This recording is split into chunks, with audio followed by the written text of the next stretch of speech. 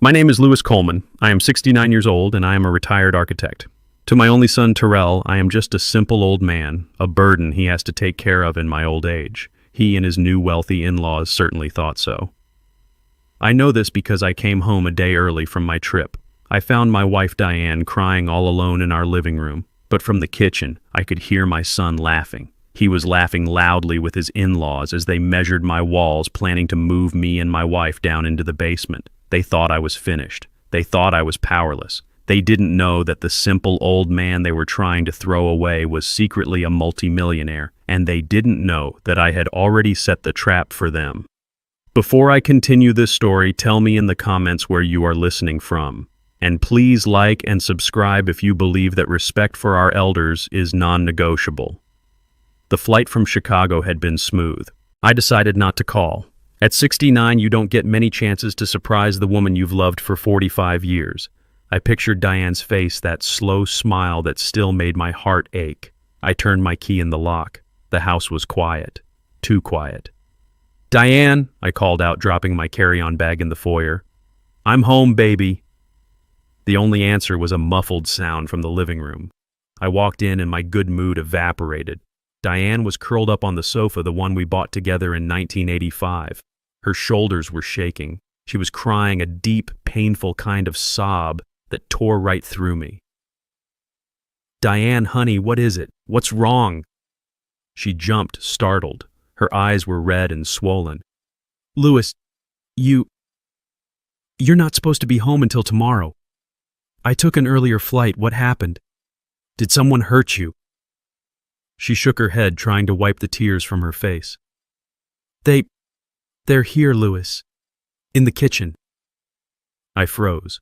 As she said it, another sound cut through the silence of the house. Laughter. It was coming from my kitchen. It was my son, Terrell. But he wasn't alone.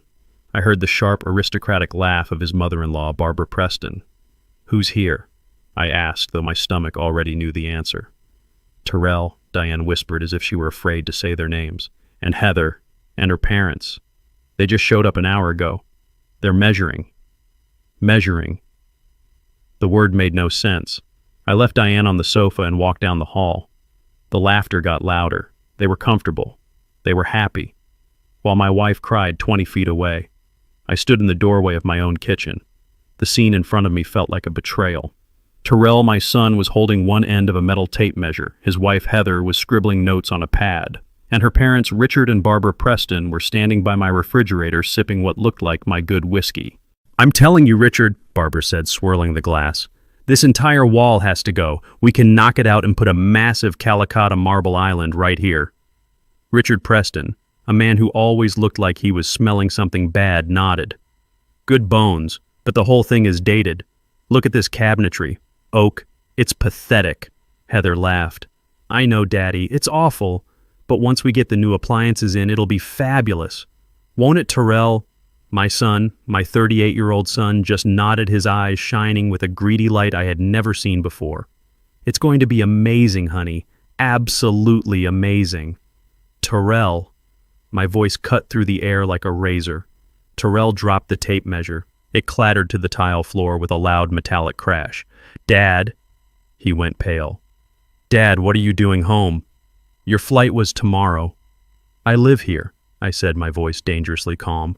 "A better question is, what are you doing? And why is your mother crying in the living room?" The Prestons turned to look at me. There was no surprise in their eyes, no shame, just annoyance, as if I were a servant who had interrupted dinner. "Oh, Louis, you're back," Barbara said, taking a delicate sip of my whiskey. "Don't be so dramatic. Diane is just being emotional. We were just planning the remodel." "My remodel?" I asked. Heather stepped forward. She was a tall, thin woman who always dressed in sharp angles, and her personality matched. She put her hand on her hip. "Yes, Dad, we're telling you now. Terrell and I are moving in." I looked at Terrell. He wouldn't meet my eyes. He was staring at the floor like a child who'd been caught. "Moving in, of course," Heather said, as if I were slow. "Our apartment is lovely, but it's a rental. This house, well, it's going to be Terrell's anyway. We might as well start making it our own now." It's just practical. I couldn't speak. I looked at the cabinets Henry, my father, had helped me install. I looked at the floor tiles Diane and I had laid ourselves one weekend back in '92. Heather continued oblivious. We'll be taking the master bedroom, of course. It has the ensuite. She gestured vaguely toward the hall. You and Diane can move your things down to the guest room in the basement. It's perfectly comfortable, and honestly, at your age, you don't really need all that space, do you? It'll be much more convenient for everyone. The basement. They were going to move me to my own basement. I felt the blood drain from my face. I had designed this house. I had drawn the blueprints myself. I had hammered nails alongside the construction crew. This wasn't just a house, it was my life's work. And they were talking about it like it was a piece of furniture they could just move. Get out. The words were quiet, but they carried weight. Heather actually laughed. Excuse me, what did you say? I said. I repeated louder this time. Get out of my house.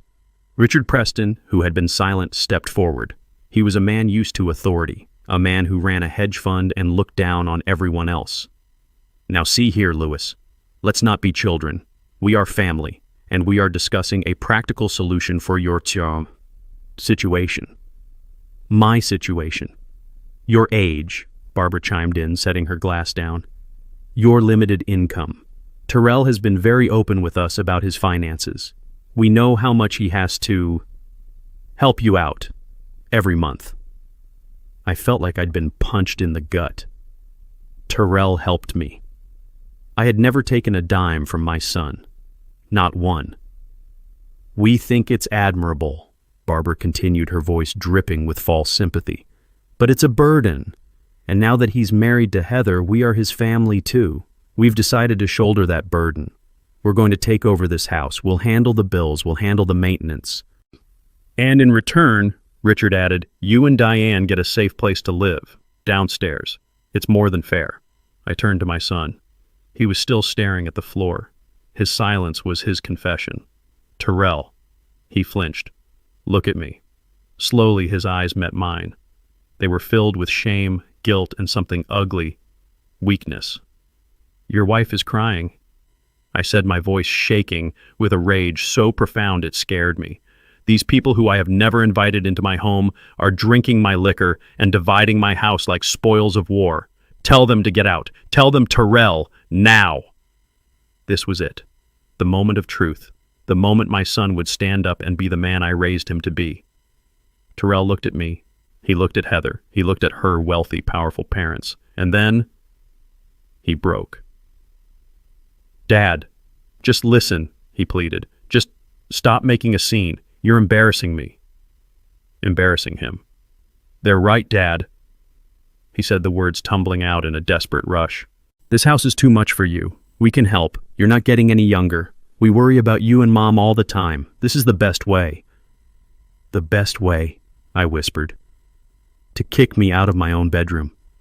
Dad, stop. He finally yelled, his face red. Just stop it. I am tired of this. I'm tired of worrying about this old house, tired of worrying about your bills, tired of pretending we're not all just waiting. This is my house now. Or it will be. Heather and I are making the decisions. Just accept it. And just like that, the rage was gone. It didn't fade. It vanished. It was replaced by a cold, clear silence in my head. The world sharpened. I saw my son not as the boy I had raised, but as a 38-year-old stranger, a parasite who had just confirmed my deepest, darkest fears. I saw his wife Heather smiling a smug look of victory on her face. I saw her parents looking at me with the detached pity of zookeepers observing an old lion. The son I knew was gone. I see, I said. My voice was perfectly even. I nodded slowly. I turned my back on them. I walked out of the kitchen past my son, who looked confused by my lack of shouting. I walked back into the living room. Diane was still on the sofa looking at me with terrified, hopeful eyes. Louis, what's happening? I didn't stop. I walked to the coat closet. I took out her winter coat. I walked back to her and held it open. Get your coat, Diane. What? She sniffled. Louis, what are you doing? We're leaving, I said. My voice was calm. It was the calm of a general who has just seen the entire battlefield and knows exactly where to strike. Terrell and the others had followed me into the living room. "What are you talking about, Dad?" Terrell asked, his voice a mix of confusion and irritation. "Where are you going? You can't just leave." I helped Diane to her feet, guiding her arms into the sleeves of her coat. She looked at me, her eyes asking 1,000 questions, but she trusted me. She always had. I picked up her small purse from the table. I turned to face my son. I looked at him, at his wife, at her parents. "You said you were taking over," I said. "You said you were making the decisions now." I walked toward the front door. "So take over," I said, pulling the door open. "It's all yours." I guided Diane out onto the porch into the cold night air, and I pulled the door shut behind us. The click of the lock was the loudest sound I had ever heard.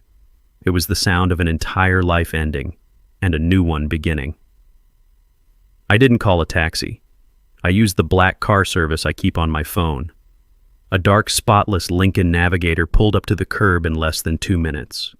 Diane was shivering beside me, whether from the cold night air or from the shock I couldn't tell. She looked at the expensive car, then at me, her eyes wide with confusion. "Louis, what are we doing? Where are we going?" "We're going somewhere safe, Diane. Get in." The driver held the door for her. I gave him the address. The Four Seasons, downtown. Diane didn't speak a single word during the entire ride. She just stared out the window, her reflection showing the tear tracks glistening on her cheeks. When we pulled up under the bright, elegant portico of the hotel, she tensed. "Louis, we can't," she whispered, her voice trembling. This place must cost $500 a night. We don't have this kind of money." "It's all right, honey," I said, taking her hand. I walked us to the front desk.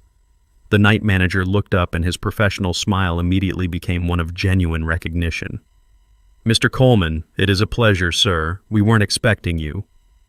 "It was a last-minute decision, James," I said. "I need the presidential suite immediately." "Of course, sir. Right this way. We'll have your bags sent up."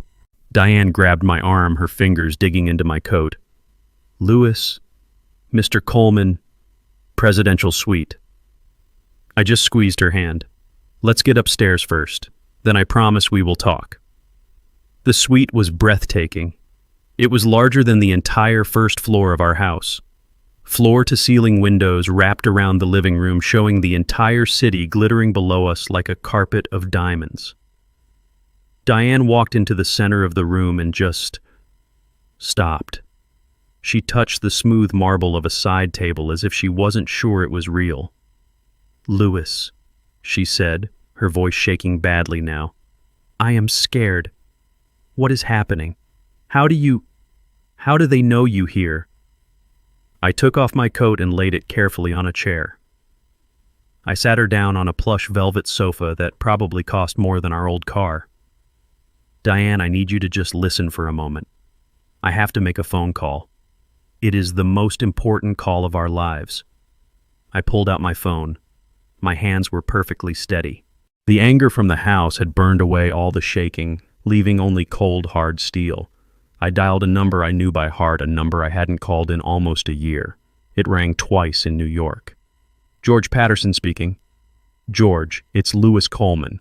There was a sharp intake of breath on the other end of the line. "Louis, it's 3 a.m. here. This must be... Is it... It's time, George," I said. A heavy silence stretched across the line. "Are you absolutely certain?" George's voice was all business now. "You know what this means. Clause 7B is the nuclear button. It cannot be undone. It means Terrell is..." "I am certain," I said, my voice flat. "He just had his wife and in-laws try to move my wife and me into our own basement. He made his choice. Activate it immediately. I want him cut off by morning." "Consider it done," George said. "I'll need you and Diane in my office as soon as possible. 9 a.m. My team will prepare everything." "We'll be there," I said, and hung up. Diane was staring at me, her eyes wide with a mixture of fear and confusion. "Clause 7B. Cut who off, Louis? You're frightening me. Who is George?" I sat down across from her. I had kept this secret for 40 years to protect her. Now I saw that in protecting her, I had left her defenseless. I owed her the truth. I had owed it to her for decades.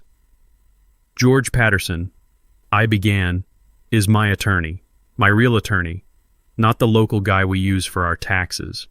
George is the head of my estate. Your estate, Diane, I said, taking her cold hands in mine. I have not been completely honest with you or with Terrell, for a very, very long time. I told her everything. I told her about my architectural firm, how when I retired at 55, I didn't just retire. I had sold the firm. More accurately, I had sold my portfolio of structural design patents to an international conglomerate. I didn't just make enough to live on, Diane. I confessed the old lie, tasting like ash in my mouth. I made a lot. More than I ever knew what to do with. How much, Louis? She whispered.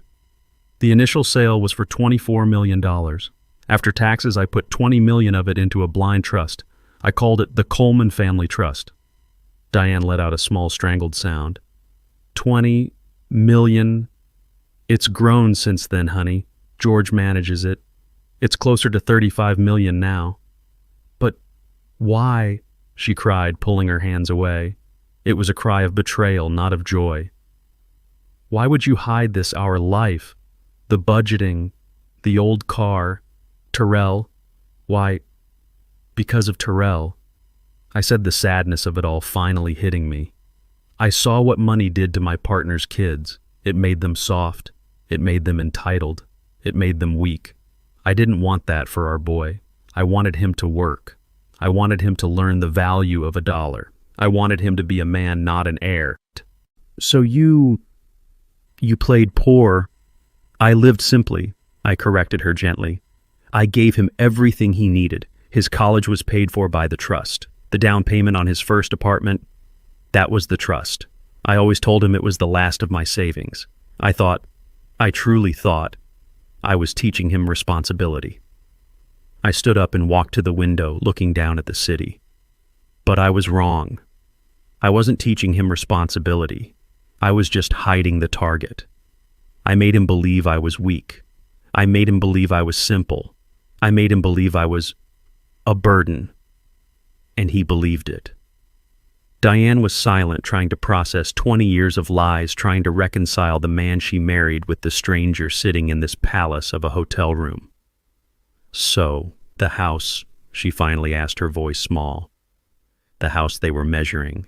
The house they are trying to take. I turned to face her. That's the most important part, Diane. The house isn't ours. It never was. What do you mean? I said, feeling the first cold spark of justice. It belongs to the trust. We are just its lifelong tenants. And Terrell, he just tried to evict the landlord. The next morning, Diane and I arrived at George Patterson's office. Diane was still in the clothes from the night before, her eyes red-rimmed and puffy. I, on the other hand, had called the hotel concierge at 6 a.m. and had a new $2,000 charcoal gray suit delivered to my room. When I walked out of the bedroom dressed, Diane gasped. She had never seen me in anything that wasn't off the rack. She was finally, after 45 years, beginning to see the man she had married. George's office was not a small, dusty law firm. It was on the 45th floor of the Wells Fargo Tower, a sprawling space of dark wood glass and expensive abstract art. The receptionist didn't even ask for our names. She simply stood as we entered. Mr. Coleman, Mr. Patterson is waiting for you in the main conference room. Diane clutched my hand. This was a world she had never known I belonged to. We walked into a room with a 20-foot mahogany table. George stood at the far end overlooking the entire city. He wasn't just the friendly voice on the phone. Dressed in a sharp pinstripe suit, he radiated an aura of absolute power. "Good morning, Louis." "Diane," George said, gesturing to the chairs. "I apologize for the circumstances, but I am glad you are finally here. We have a lot to cover and very little time." "George, what's going on?" Diane asked, her voice quiet. "Louis told me about the trust, but why did Terrell act like that? It's not just the house, is it?" "No, Diane, it's not," George said grimly. He slid a thick spiral-bound report across the table to me. I took the liberty of activating my investigators the moment Louis mentioned the possibility of activating Clause 7B. What you saw last night was not just disrespect. It was desperation, pure and simple. I opened the report. The first page was a summary of my son's finances. I felt the blood drain from my face. "My God," I whispered. "What is it, Louis?" Diane asked, leaning over. I couldn't speak. I just turned the report so she could see the final number at the bottom of the page. What is $750,000, she asked. That George said is the amount of debt your son, Terrell, and his wife, Heather, are currently in. But that's impossible, Diane protested. Terrell has a wonderful job. He's a marketing director. He makes good money. He told us he makes $150,000 a year, George interrupted. Which is a respectable salary. The problem is his wife, Heather, spends $300,000 a year. He clicked a remote. The large screen on the wall lit up. It was a spreadsheet. Credit card statements. Neiman Marcus. Saks Fifth Avenue. A lease payment for a new Maserati that Heather was driving. Mortgage payments on a condo they couldn't afford. They are living a lie, Diane. I said, the pieces clicking into place. A complete suffocating lie. But the Prestons, Diane said. Heather's parents. They're rich. Surely they're helping. That's the worst part, George said, clicking to the next slide. The Prestons are rich, yes, but they are also frugal, with their own money. They believe in appearances, but not in handouts. They expect Terrell as the husband to provide that lifestyle. Terrell, in an attempt to keep up with their expectations, has been drowning. He's taken out personal loans. He's maxed out 22 separate credit cards. He is, to put it plainly, about to lose everything. I looked at the numbers at the trips to Aspen, the jewelry purchases. This is why they were measuring my kitchen, I said. They need the money from my house. They need it now. It's worse than that, Louis, George said. His voice dropped and the room felt suddenly colder. What they did yesterday, that was not Plan A, that was Plan B. Plan A, Diane whispered. George looked at me. Louis. I didn't want to tell you this unless it became necessary, but 3 months ago I received a call from the executive manager at the bank that handles the Coleman Trust. He clicked to a new document. It was a scanned copy of an email. 3 months ago, Terrell Coleman and his father-in-law, Richard Preston, scheduled a private meeting with the bank. They brought a lawyer of their own. They petitioned the bank to have the control of the trust's assets frozen. I stood up from my chair. They did what? They attempted to have you, Louis, legally declared mentally incompetent. Diane let out a small, horrified gasp. They presented a file, George continued, full of anecdotal evidence. How you forget things. How you live beneath your means, which they cited as a sign of senile hoarding. How you refuse to manage your own finances, letting them fall into disarray. But we live simply, Diane protested. That was our choice. It was a choice they tried to weaponize against you, George said. They argued that Louis's refusal to live a life of luxury was proof that he was no longer sound of mind. They wanted the bank to grant Terrell emergency signatory power over the trust to protect his father's assets. They wanted the $35 million. I stated, the ice in my veins spreading. They wanted it all, George confirmed, and the bank, of course, laughed them out of the room. The trust is ironclad. It's designed to prevent exactly this. The bank manager knows you personally, Louis. He knew it was a fraudulent claim, and as per the trust's security protocol, he called me immediately. I sat back down, the weight of the betrayal crushing me.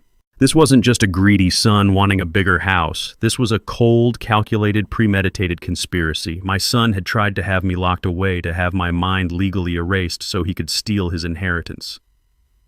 So, yesterday, Diane said, connecting the final piece. Yesterday was Plan B, I finished for her. When they failed to get the trust, they decided to go after the only asset they thought I actually owned, the house. They couldn't get the millions, so they settled for the $500,000 they thought the house was worth. They weren't just moving us to the basement, Louis, Diane said, her voice now hard as steel. They were moving us out of our lives, one way or another. I looked at George. So he did it. He triggered Clause 7B. George Patterson smiled. He triggered it the moment he walked into that bank 3 months ago. Lewis, Terrell is already disinherited. He just doesn't know it yet. Diane's hands were shaking, but not from fear anymore. It was rage, a pure, cold rage I had never seen in her. They tried to have you committed, she whispered, her voice low and dangerous. They tried to lock you away. They did, I said, and they failed, so they came for the house. Those vultures, she hissed. Lewis, what does this mean? What happens now? I looked at George. Tell her exactly what Terrell just did to himself. George steepled his fingers, looking at Diane with a calm, professional respect. Diane, when Lewis and I set up this trust, he was worried about this exact scenario. He was worried that Terrell, surrounded by the wrong influences, might one day see him as a piggy bank rather than a father. So Lewis had me write in a very specific, very punitive clause. We call it Clause 7B. What does it do? Diane asked. We nicknamed it the wolf in sheep's clothing clause, George said. It states that if any primary beneficiary, in this case Terrell Coleman, is found to have engaged in any act of willful, financial, emotional, or physical harm against the founders Lewis and Diane Coleman, that beneficiary is immediately and permanently disinherited. Diane's eyes widened. Permanently, irrevocably, as if he had never been named in the trust at all, George confirmed. The attempt to have Lewis declared mentally incompetent, an act of profound financial and emotional harm, triggered this clause 3 months ago. And yesterday, he added, their hostile attempt to take your home and banish you to the basement was the final undeniable nail in his coffin. As of this moment, Terrell Coleman has no legal claim to a single penny of the $35 million Coleman family trust. The words hung in the air. $35 million. Lost. Diane processed this. So, what happens to the money? To the house? Where does it all go? It goes, George said, to the contingent beneficiary, the person Louis designated to inherit everything in the event of Terrell's disqualification. I smiled. Monique. Monique, Diane said, surprised. Your sister's girl. My sister's daughter, I affirmed. The one who works as a public school nurse in Atlanta. The one who calls us every single Sunday just to check in. The one who still sends you a handmade card for your birthday, Diane. George nodded. I called Monique this morning. I explained the situation. She was shocked, to say the least. But she understands. She is flying in tonight. As of this moment, your niece is the legal heir to the entire estate, including the house at 124 Willow Creek. A heavy silence fell as we absorbed the sheer scale of the shift. Then a slow, cold smile spread across my face. He doesn't know, I whispered. No, George said. He has no idea. He just thinks he's dealing with a tired old man who lives in a house he can steal. They want the house, I said, a plan forming in my mind. They are so desperate for that $500,000 they are willing to destroy our lives for it. So, I said, looking at George, let's give it to them. Diane looked at me. Lewis, what are you talking about? The trap, Diane. They set their trap. Now we set ours. George caught on immediately. His eyes lit up. Oh, that is brilliant, Louis. Diabolical and perfectly legal. What are you two planning? Diane asked, her voice a mix of fear and excitement. George leaned forward. Your family. Diane thinks you are weak, old, and senile. They think they've won. They think Lewis ran away last night like a scared dog. They are arrogant, greedy, and stupid. We are going to use that arrogance against them. We are going to draft a new document, a transfer of property and care agreement. It will look official, I added. It will say that we, Lewis and Diane Coleman, in our frail state, agree to hand over the deed to the house. In exchange, George continued, for Terrell and Heather assuming all responsibility for our care.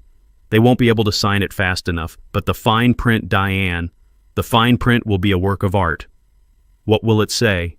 It will say, George beamed, that they, Terrell and Heather Coleman, along with their witnesses Richard and Barbara Preston, do hereby acknowledge and confirm that Lewis and Diane Coleman are in a vulnerable state, suffering from diminished capacity, and are unable to make their own financial and personal decisions. It will state that they are willingly and knowingly assuming control of all assets for this reason. It's not a transfer, it's a confession. A signed, witnessed, notarized confession of conspiracy and elder abuse. My heart was pounding now, not with fear, but with a cold, righteous fury. "It's perfect," I said.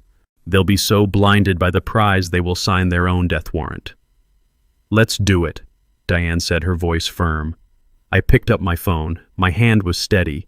I dialed Terrell's number. He answered on the first ring. He must have been staring at his phone, panicking.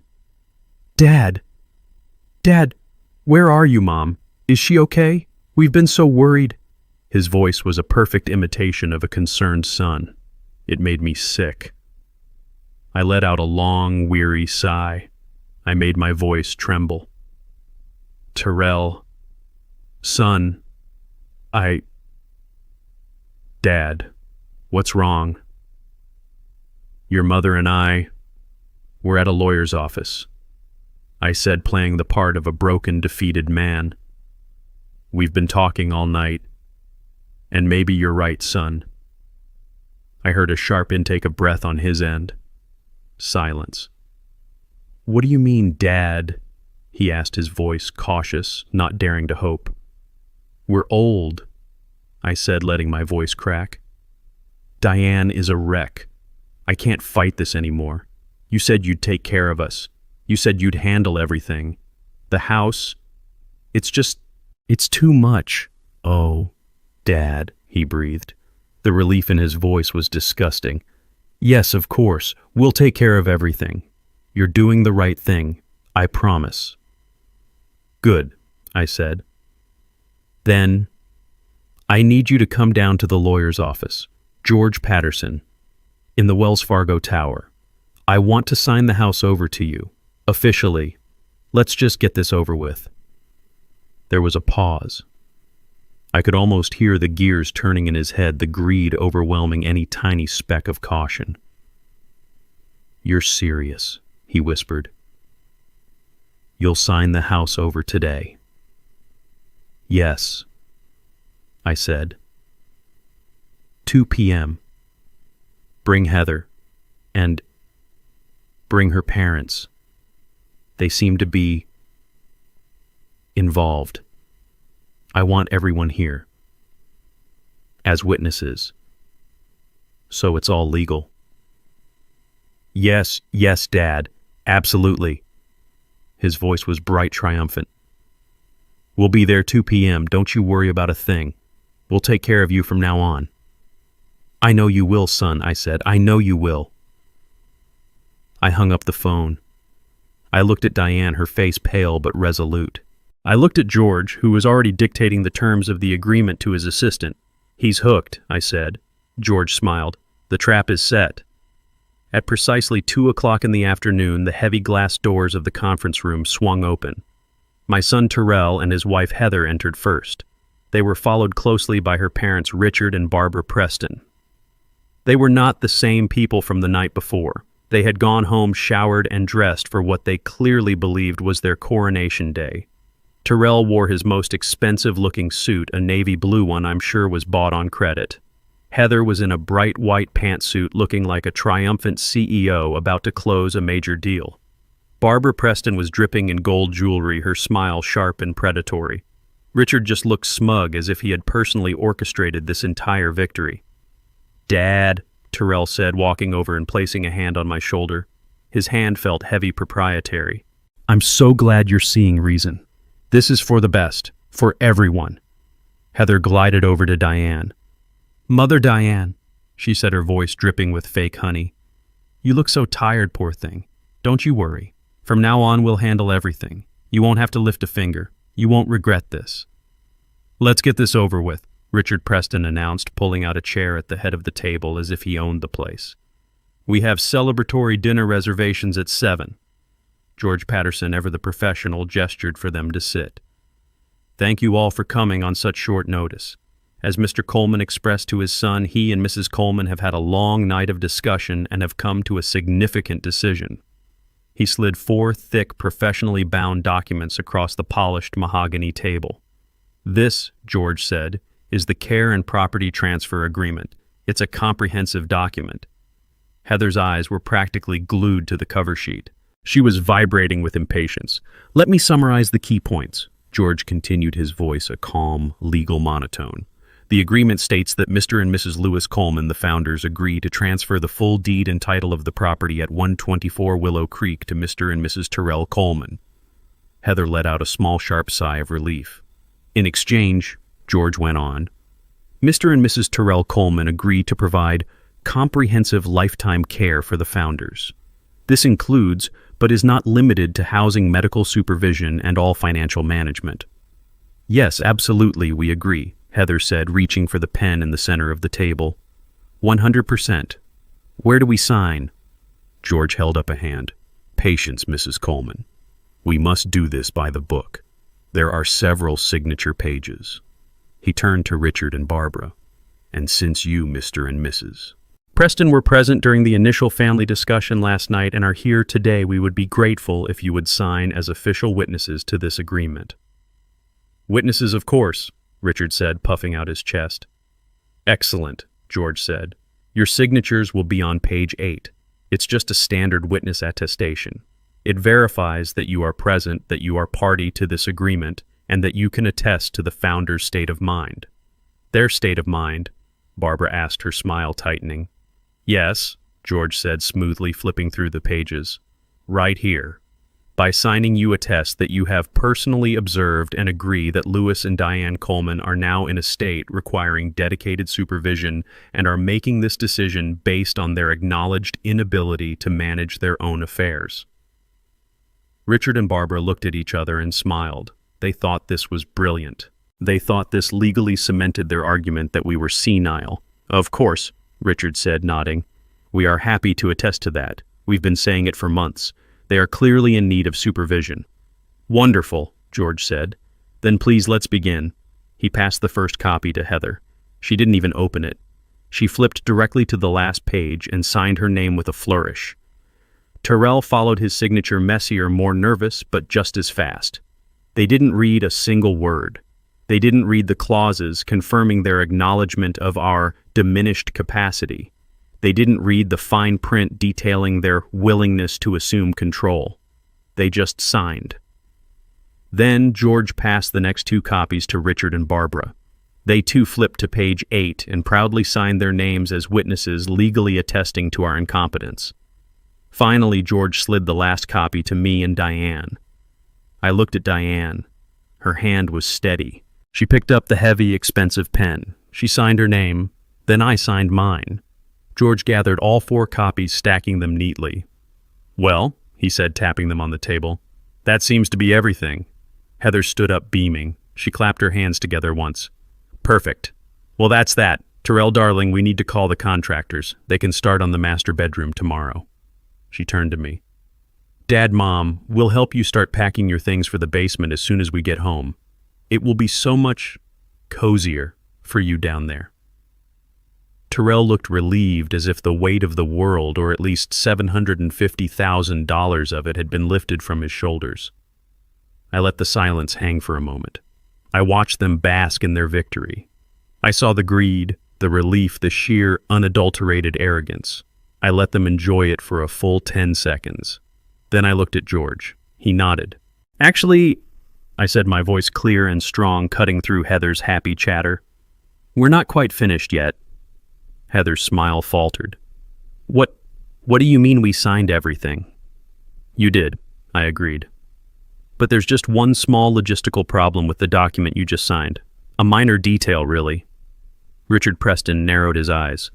"What detail?" I leaned forward. "The house. I don't actually own it." Heather's triumphant, beaming face was a picture of pure greed. Richard Preston looked smug. He felt he had just successfully brokered the deal of a lifetime, securing his daughter's future by helping to dispose of her inconvenient in-laws. "Actually, Mrs. Coleman, you are not quite finished yet," George said. His voice had changed. The friendly, accommodating tone was gone. In its place was a sharp, cold precision. the voice of a lawyer who was no longer negotiating but dictating. Heather, who was already turning toward the door, stopped. "What do you mean, we signed the papers? It's done."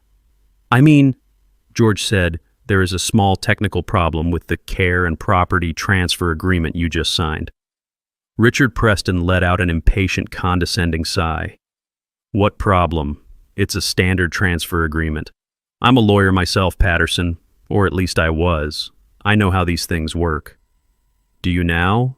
George asked, raising an eyebrow. "Yes," Richard said dismissively. "We checked the county records before we even came here. The property at 124 Willow Creek is registered to Lewis Coleman.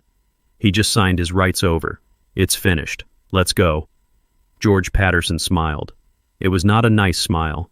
It was the smile of a hunter who had just watched the wolf walk right into a steel trap. "That's where you are fundamentally wrong, Mr. Preston. You checked the public records. But you didn't, or rather couldn't, check the trust records. You see, Mr. Coleman's name is indeed on that deed, but it's listed only as the trust manager." The air in the room crackled. Terrell, who had been looking relieved, now looked confused. What are you talking about? What trust?" "The actual legal and indisputable owner of that property," George continued, "and has been for the past 20 years, is the Coleman Family Trust." "The what?" Heather's voice was a high-pitched squeak. "The Coleman Family Trust," I said, speaking up for the first time since they had entered. "My trust. The one I established in 2005, right after I sold my company." Terrell looked at me, his face a mask of total blank confusion. You have a trust? What? Like a small bank account for retirement?" "No, son," I said, leaning forward. "Not like a small bank account, like all the bank accounts." Barbara Preston let out a short, ugly laugh. "A trust? Don't be ridiculous. You live in that sad little house. You drive that 10-year-old car. You're just a retired architect. What could you possibly have in a trust? A few $1,000s, this is a pathetic waste of our time." I looked at Barbara. I let her arrogance, her complete and total misjudgment hang in the air. I let her feel superior for one last glorious second. "George," I asked, my voice calm, "what is the current valuation of the Coleman Family Trust?" George looked down at a different folder, a thick one they had not seen before. "As of this morning's market open, Mr. Coleman, the trust's liquid and fixed assets are valued at $35,421,000 and change." The silence that followed was so profound I could hear the faint hum of the air conditioning. I could hear Diane let out a shaky breath beside me. She knew, but hearing the numbers said out loud in this room was still a shock. Terrell just stared at me. His mouth opened, then closed. No sound came out. Richard Preston's smug, fleshy face dissolved. He looked like he had been physically struck. 35 million. But the most beautiful reaction, the one I will treasure, was Heather's. Her face went through a rapid, spastic series of emotions. First complete confusion, then total disbelief, then a wild, ecstatic, all-consuming joy. Her eyes lit up like a Christmas tree. 35 million, she breathed, looking at Terrell, her voice trembling. Baby, we're rich." She actually started to laugh, a high-pitched, hysterical sound that was half sob. "He has $35 million. Oh my God, Terrell, we're rich." She launched herself at Terrell, who was still paralyzed, throwing her arms around his neck. "We're rich. We don't need the stupid house. Who cares about the house? We get the trust." She pulled away from him and turned to me, her entire demeanor changing in an instant. The fake honey was gone, replaced by a frantic, desperate, clawing adoration. "Dad! Oh, Dad, I mean Lewis." "I knew it. I always knew you were special. I always told Terrell your father is such a dignified man, so wise. Stop." My voice was cold. It cut through her hysterical rambling and stopped her mid-sentence. "What?" she asked, her smile faltering. "You're not rich," I said. "He's not rich. You get nothing." She froze. What do you mean, Terrell? He's your son. He's the beneficiary. He was, I said. But the agreement... Heather stammered, pointing frantically at the documents on the table. We signed. We have a deal. Ah, yes, George Patterson said, picking up the stack of papers they had so eagerly signed. He held them up. The Care and Property Transfer Agreement. Thank you for this. It is an incredibly valuable document. Heather looked at her father, confused. See, it's valuable. Oh, it is, George agreed, but not as a transfer of property. As I said, that part is completely void, since Lewis doesn't own the house he was transferring to you. No, this document is valuable. As a confession. Richard Preston's face went from pale to a sickly gray. He finally understood. A confession, Terrell whispered. Yes, I said, looking right at my son. You, your wife, and your in-laws have just signed a legally binding document attested to by witnesses stating that you all believe I am mentally incompetent, that you believe I am suffering from diminished capacity, and that you are conspiring to take control of my assets based on that belief. You just handed me all the proof I will ever need for a court of law. Terrell stared at the papers, then at me, and then at George. The color was draining from his face, only to be replaced by a dark, ugly flush of anger. So, what? He suddenly shouted, slamming his flat palm on the mahogany table. The sound made Heather jump and Diane flinched. So what? It's a stupid piece of paper. It's a trick. It doesn't mean anything. He turned his wild eyes on me, his voice pitching higher, cracking with panic. You can't do this. I am your son. I am your only son. I am the beneficiary. That trust... That $35 million, it's mine. You can't just take it away from me. He can't. Right, Richard, tell them. He was looking at me, but he was pleading to his wife, to his in-laws, trying to reassure them, trying to reassure himself. It's my birthright. You were the beneficiary, Terrell, I said. My voice was quiet. The calm in the room seemed to terrify him more than any shouting could. You were the beneficiary right up until 10:15 a.m. on Tuesday, August 12th, 3 months ago. Terrell froze. I don't know what you're talking about. Don't you? I asked. August 12th, a meeting at the First National Trust Bank. You, your father-in-law Richard here, and a lawyer from his firm. Does that ring a bell? Terrell's face went slack. He looked like he had been shot. How did you know about that? The bank? They said it was a confidential inquiry. They called me, George Patterson interjected, his voice like ice. The moment you left the building. As the administrator of the Coleman Trust, I am legally obligated to investigate any hostile inquiries or attempts to seize control of the assets. Hostile inquiries, Terrell stammered, grasping for a defense. I was just asking questions. I was worried about him, about his state. You were not asking questions, Terrell, I said, finally standing up. I felt tall. I felt powerful. You were making accusations. You told the board members that I was senile. You told them I was hoarding. You claimed my simple private lifestyle was proof of advanced mental decay and a danger to myself and the estate. You brought a lawyer and you petitioned the board to have me declared mentally incompetent and to grant you emergency signatory power over all $35 million. That, George said, was a profound tactical error, because that singular act of profound willful betrayal triggered Clause 7B. Clause 7B, Heather whispered, her face ashen. What is Clause 7B? That, I said, is the part of the trust I prayed to God I would never have to use. I walked around the table until I was standing right in front of my son. He was shaking. When I set up this trust, I knew your heart, Terrell. I knew it was good. But I also knew your weakness. I knew you were easily influenced. I knew you desperately wanted to be liked by people like them. I gestured to the Prestons. People who only value what things cost. So I had George build a defense mechanism into the very heart of the trust. A fail-safe, a poison pill. We call it the wolf in sheep's clothing clause. Diane, who had been silent, spoke her first word since they had entered. Her voice was cold. Explain it. It states, I said, looking directly into Terrell's terrified eyes, in very simple, ironclad legal terms, that if the primary beneficiary, Terrell Coleman, or any person acting in concert with him, like his wife or his in-laws, is found to have committed willful financial, emotional, or physical harm against me or your mother, that beneficiary is immediately, automatically, and permanently disinherited, as if he had never been named in the first place. Permanent, Diane echoed. It was a judgment.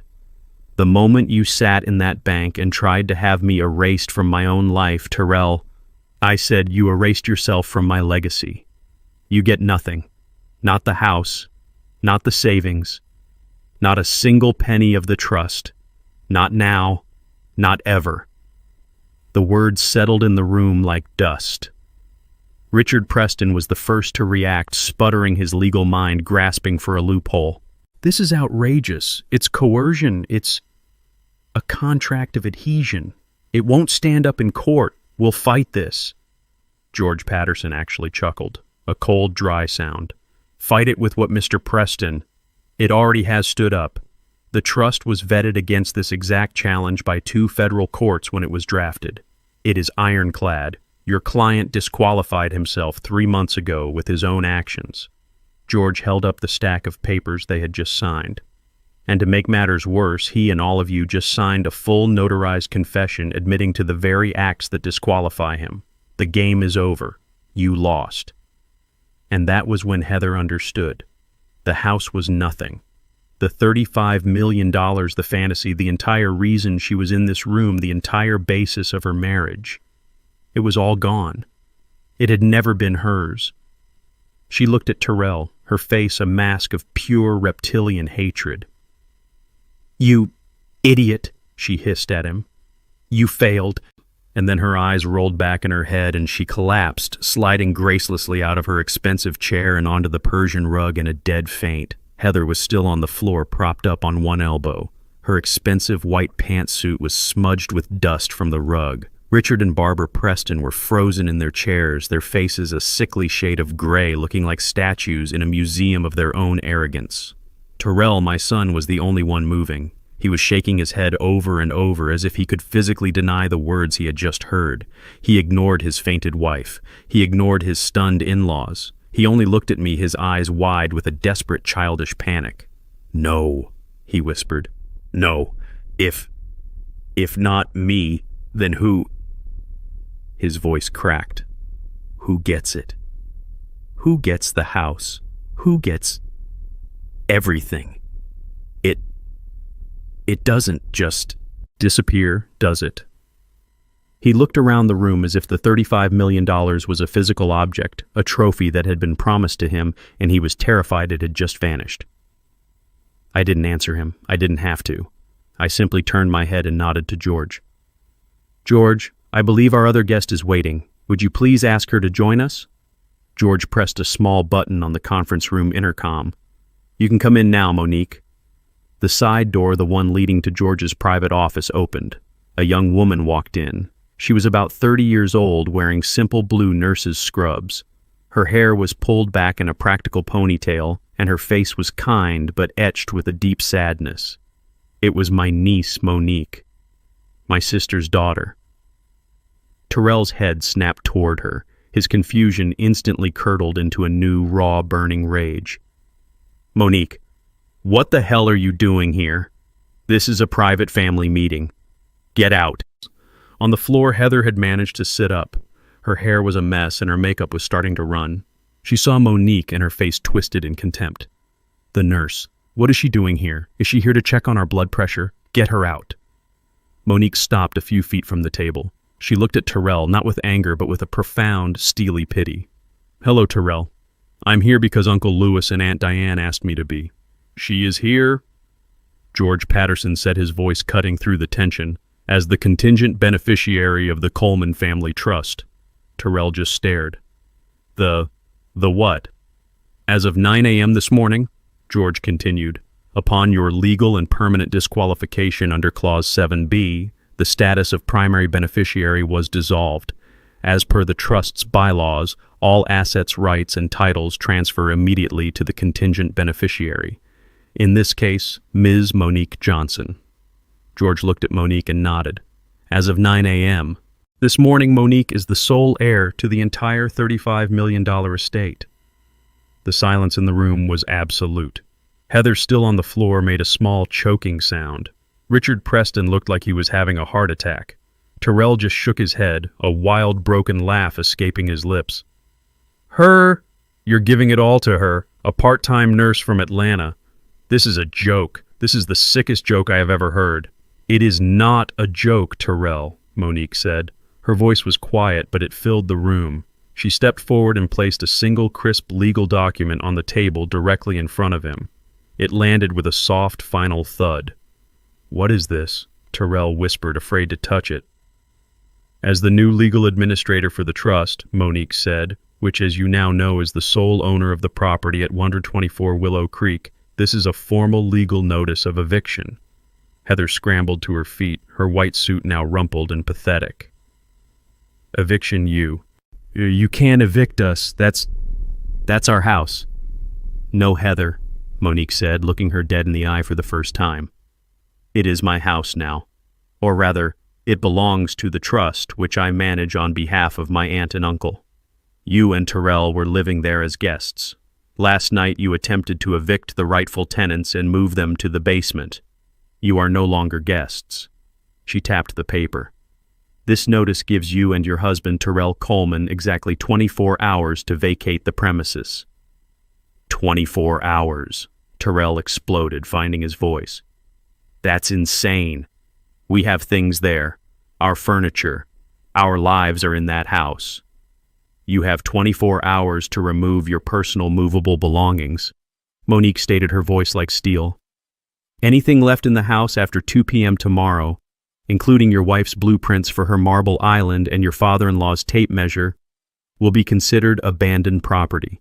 It will be immediately liquidated and the proceeds donated to a charity for the elderly. The locks on all doors will be changed at 2:01 p.m. tomorrow. You bitch! Heather shrieked, and she actually lunged across the table. I would not do that, Mrs. Coleman, George said calmly, stepping directly into her path without even flinching. You are already facing potential criminal charges for conspiracy to commit elder fraud. Adding assault to that list would be, and I use the legal term here, exceptionally stupid. Heather stopped. Her hand raised her face, a mask of ugly, impotent rage.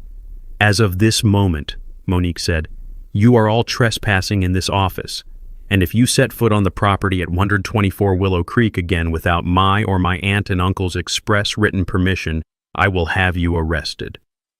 Terrell ignored her. He ignored everyone. He stumbled past George, past the table until he was standing right in front of me. His face was a wreck of tears, snot, and sweat. Her, he choked out, jabbing a finger toward Monique. Over me, her, why, Dad? I am your son. I'm your blood. She's just your sister's kid. I looked at my son.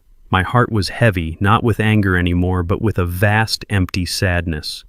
You're right, Terrell, I said. You're my blood. But she... I turned and gestured to Monique, who was now standing beside Diane, holding her hand. She is my family. She is the one who calls Diane every Sunday just to talk. She is the one who remembers my birthday, not with a text message, but with a handwritten card. She is the one who, when Diane had her knee surgery 2 years ago, flew in on her own dime and sat by her hospital bed for 3 days, sleeping in a chair without asking for a single thing in return. You are my son, Terrell.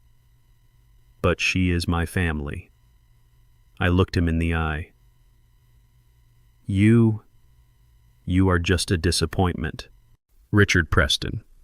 His face a mask of purple rage, finally understood that the game was over. He was a man who detested losing, and he had just been checkmated in front of his entire family. He grabbed his wife Barbara by the arm, pulling her roughly to her feet.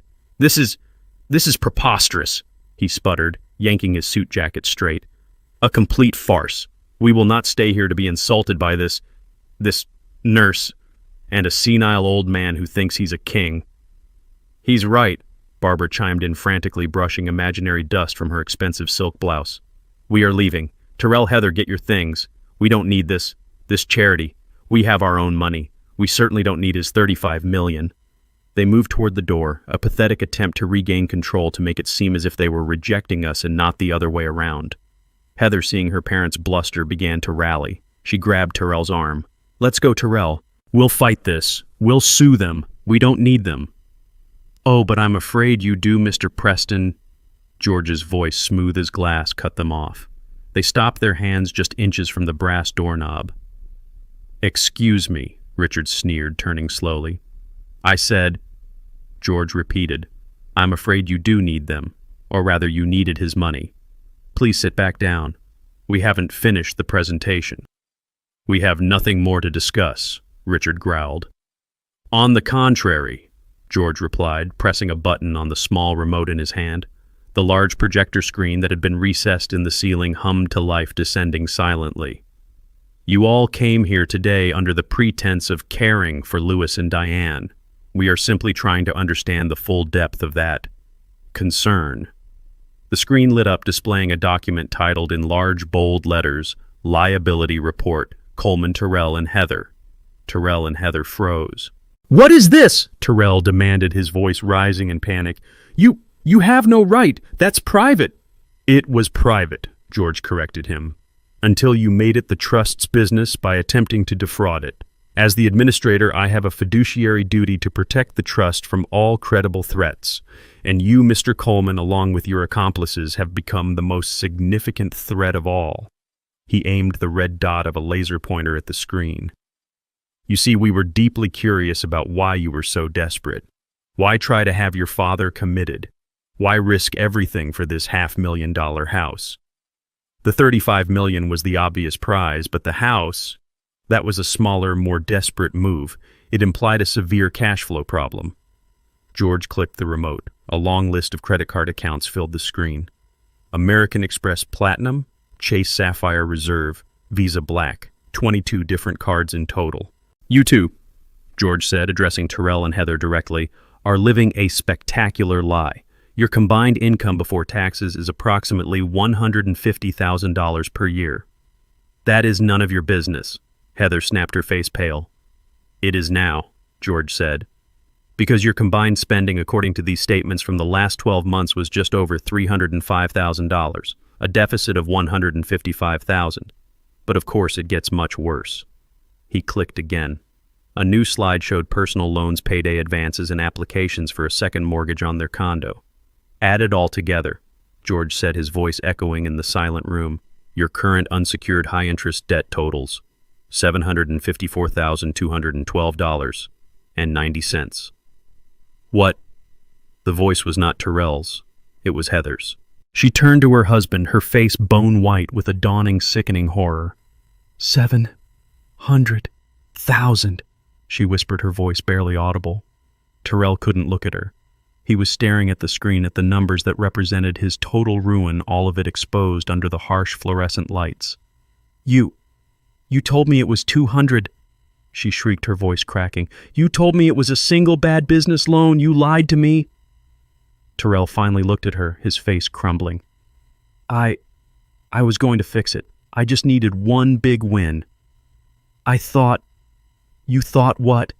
Heather screamed, tears of rage now streaming down her face. "You thought you'd steal my father-in-law's house to pay for your... What is this?"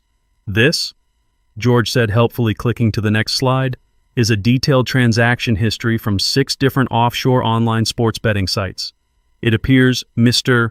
Coleman, that the vast majority of this debt isn't from buying your wife expensive bags. It's from gambling. You've gambled away nearly $500,000 you never had." Heather looked like she was going to be physically ill. She backed away from Terrell as if he were contaminated. Richard Preston, however, looked almost relieved. He saw an opening to distance himself. "A gambler," he said, his voice dripping with theatrical disgust. "My God, Barbara, can you believe it? This con artist married our daughter." "He played us all," Barbara agreed, clutching at her pearls. "He was going to drag our poor Heather down with him, the liar." "Ah, but that's not entirely true, is it?" George said, his voice dangerously soft. Richard and Barbara froze. "What do you mean?" Richard asked. George clicked the remote. The screen changed. Now it read Preston, Richard, and Barbara, financial inquiry. "What is this?" Barbara stammered, her fake indignation vanishing. "You have no right to our finances." "Again, I do," George said. "The moment you signed that document as witnesses to a fraudulent act, you legally made yourselves accomplices in this conspiracy. I had to know why a supposedly wealthy man like you, Richard, would risk his entire reputation on such a flimsy, illegal scheme. Unless, of course, you were just as desperate as your son-in-law." The screen lit up with new data. "It seems your boutique hedge fund, Mr. Preston, isn't doing so well. In fact, it's been under active investigation by the SEC for serious capital irregularities for the last 6 months." Richard Preston stopped breathing. "My investigators found that you have been borrowing heavily from your clients' trust accounts to cover your own catastrophic market losses," George said. "You're not just broke, Richard, you're insolvent, and you are about to be indicted." "You monster!" Barbara shrieked, turning on her husband. "You told me the business was fine. You said you were a genius." "And you," Richard roared back, his face purple, "you told me your mother gave you that money. That's a lie." "Oh, isn't it?" George said, clicking one last time. "And you, Barbara, that generous help you gave your daughter, the money for her Maserati, the down payment on the condo, that wasn't from your husband's successful business. We traced the transactions. You have been systematically draining your own 88-year-old mother's retirement account without her knowledge, an account, I might add, that she kept at our bank." "You common thief!" Richard howled at his wife. "You're one to talk, you fraud." It all fell apart right there. The screaming, the accusations, the raw, ugly truth of their lives exploding in the middle of George's conference room. It was beautiful. George Patterson let them implode for a full minute, a symphony of destruction. Then he cleared his throat. "It seems," he said, turning off the screen, plunging the room back into a heavy silence, "that you weren't a healthy family trying to help an old man. You were a house of cards already collapsing, and you were all trying to use Louis and Diane as your foundation. The meeting is over." The heavy silence in the room stretched for a full 10 seconds. It was broken by Heather. She hadn't fainted. She had been calculating. She slowly, very slowly got to her feet, her face pale, her eyes fixed on my son Terrell. "You," she whispered. Her voice was no longer sweet or faked. It was a low reptilian hiss. You lying, worthless, fraud." Terrell, who was still staring at the blank screen where his $35 million had just vanished, flinched. "What, Heather? I didn't lie. I thought—" "You thought," she shrieked, her voice suddenly climbing into a hysterical register that made everyone wince. "You thought. You told me your family was old money. You told me your father was modest and eccentric. You told me this house was just the beginning. I was trying to give you what you wanted," Terrell yelled back, his desperation finally finding an outlet in anger. "I was trying to keep up. Who was the one who needed the Maserati, who had to have the condo in the city, who spent $10,000 on a single handbag last week?" "Because you told me we could afford it," she screamed, taking a step toward him, her hands clenched into fists. "I was trying to make it work. I was managing it. Barbara Preston, who had recovered from her own shock, stood up. Her voice was dripping with venom. "You call $750,000 in gambling debts managing it. You are a degenerate, Terrell. You married our daughter under false pretenses. You are a common con artist." "Oh, I'm the con artist." Terrell laughed, a high, broken, terrible sound. "Your husband is a crook. He's about to be indicted by the SEC, and you—" He jabbed a finger at Barbara. "You stole from your own 88-year-old mother. You're a pack of hypocrites, a family of vampires." Richard Preston let out a roar and lunged across the table. "You ungrateful little, I'll kill you. Gentlemen." George Patterson's voice was not loud, but it cut through the chaos like a whip. He stood between Richard and Terrell. "That is enough." The room fell silent again, the air vibrating with raw hatred. This, George said, gesturing to the four of them with complete disgust, is a place of business. It is my office. You will not turn it into a whatever this is. The meeting, as I stated before, is over. The trust is secure. The documents are signed. Now I must insist that you take your family disputes elsewhere, immediately. Heather wasn't looking at her parents. She wasn't looking at George. She was just staring at Terrell, and I could see the final cold calculations clicking into place behind her eyes. This wasn't just anger anymore. It was grief. But she wasn't grieving the man. She was grieving the money. So that's it. Terrell whispered, his voice hollow. He saw it too. It was always just the money. Heather, busy gathering her expensive purse, ignored him. You never loved me, Terrell said a little louder. You loved this. He gestured around the opulent office. You loved the idea of this. The 35 million. Heather finally stopped. She turned to face him. Her face was cold, composed, and stripped of all emotion, all the fake love, all the honeyed words. Well, he was rich, she said, her voice flat. And you were too stupid to even inherit it correctly. You couldn't even manage that one simple thing right. That was the bullet. I watched my son absorb it. I saw the last spark of the weak, desperate boy who had tried so hard to please her just die. He straightened up.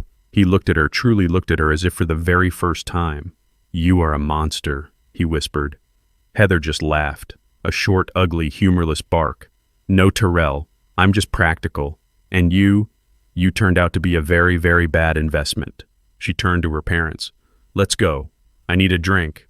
I need to call my lawyer. Wait, Terrell said. She turned back, her face a mask of irritation. What now? Are you going to beg? It won't work. Terrell slowly, deliberately held up his left hand. You forgot this. He twisted the simple gold wedding band off his finger. It was my own father's ring, the one I had given him when he told me he was getting married. He looked at it, then threw it on the polished floor. It skittered across the mahogany and came to rest right at her designer shoes. I'm divorcing you, he said. Heather looked down at the ring. Then she looked back at him. She laughed again, that same horrible, brittle laugh. Divorce me. You can't afford to divorce me, you fool. I'll take... Wait. She stopped. The final, terrible realization hit her. There's nothing to take. Exactly, I said from my chair. Heather's face crumpled. The last shred of her composure shattered into pure, unadulterated fury. She ripped the massive, glittering diamond ring, the one he had bought her with a fraudulent loan, off her own finger. Fine, she screamed. You want it? Have it. She didn't throw it on the floor. She threw it directly at his face. Terrell ducked, and the ring, worth a fortune he never had, hit the glass conference room wall behind him with a sharp tink. I would rather go home and live with my criminal parents. She spat, her voice thick with venom. Than spend one more second breathing the same air as a broke, pathetic failure like you. She grabbed Barbara's arm. Let's go. I'm calling my lawyer.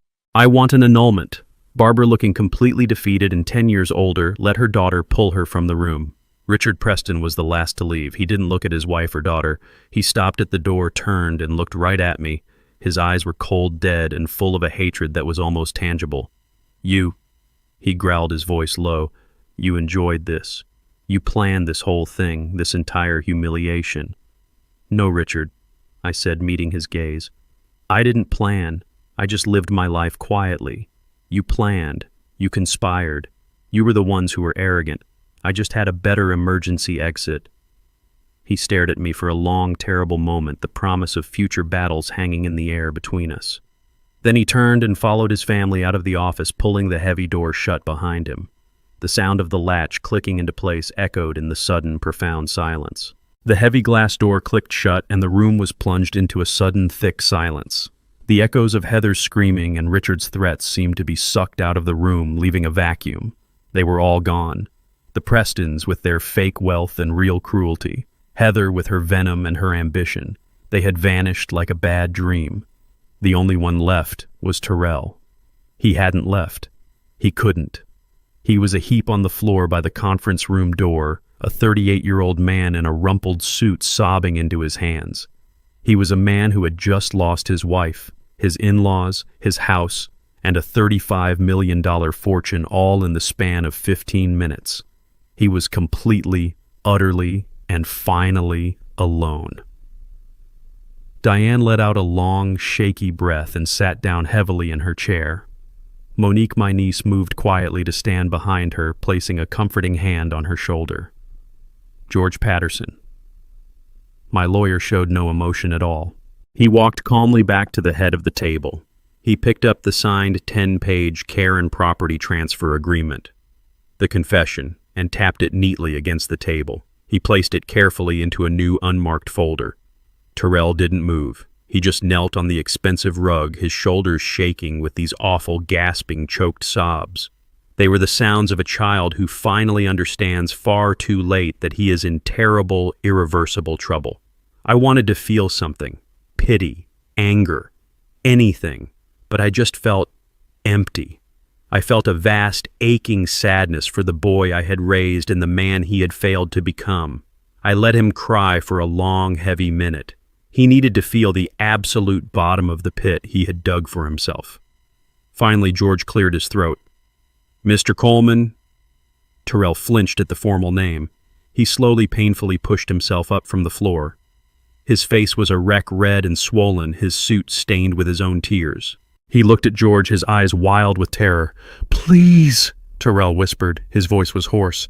Just let me go. I'll leave. I'll go to a motel. I won't bother you again. I have nothing. It's over." George Patterson stared at him, his face impassive.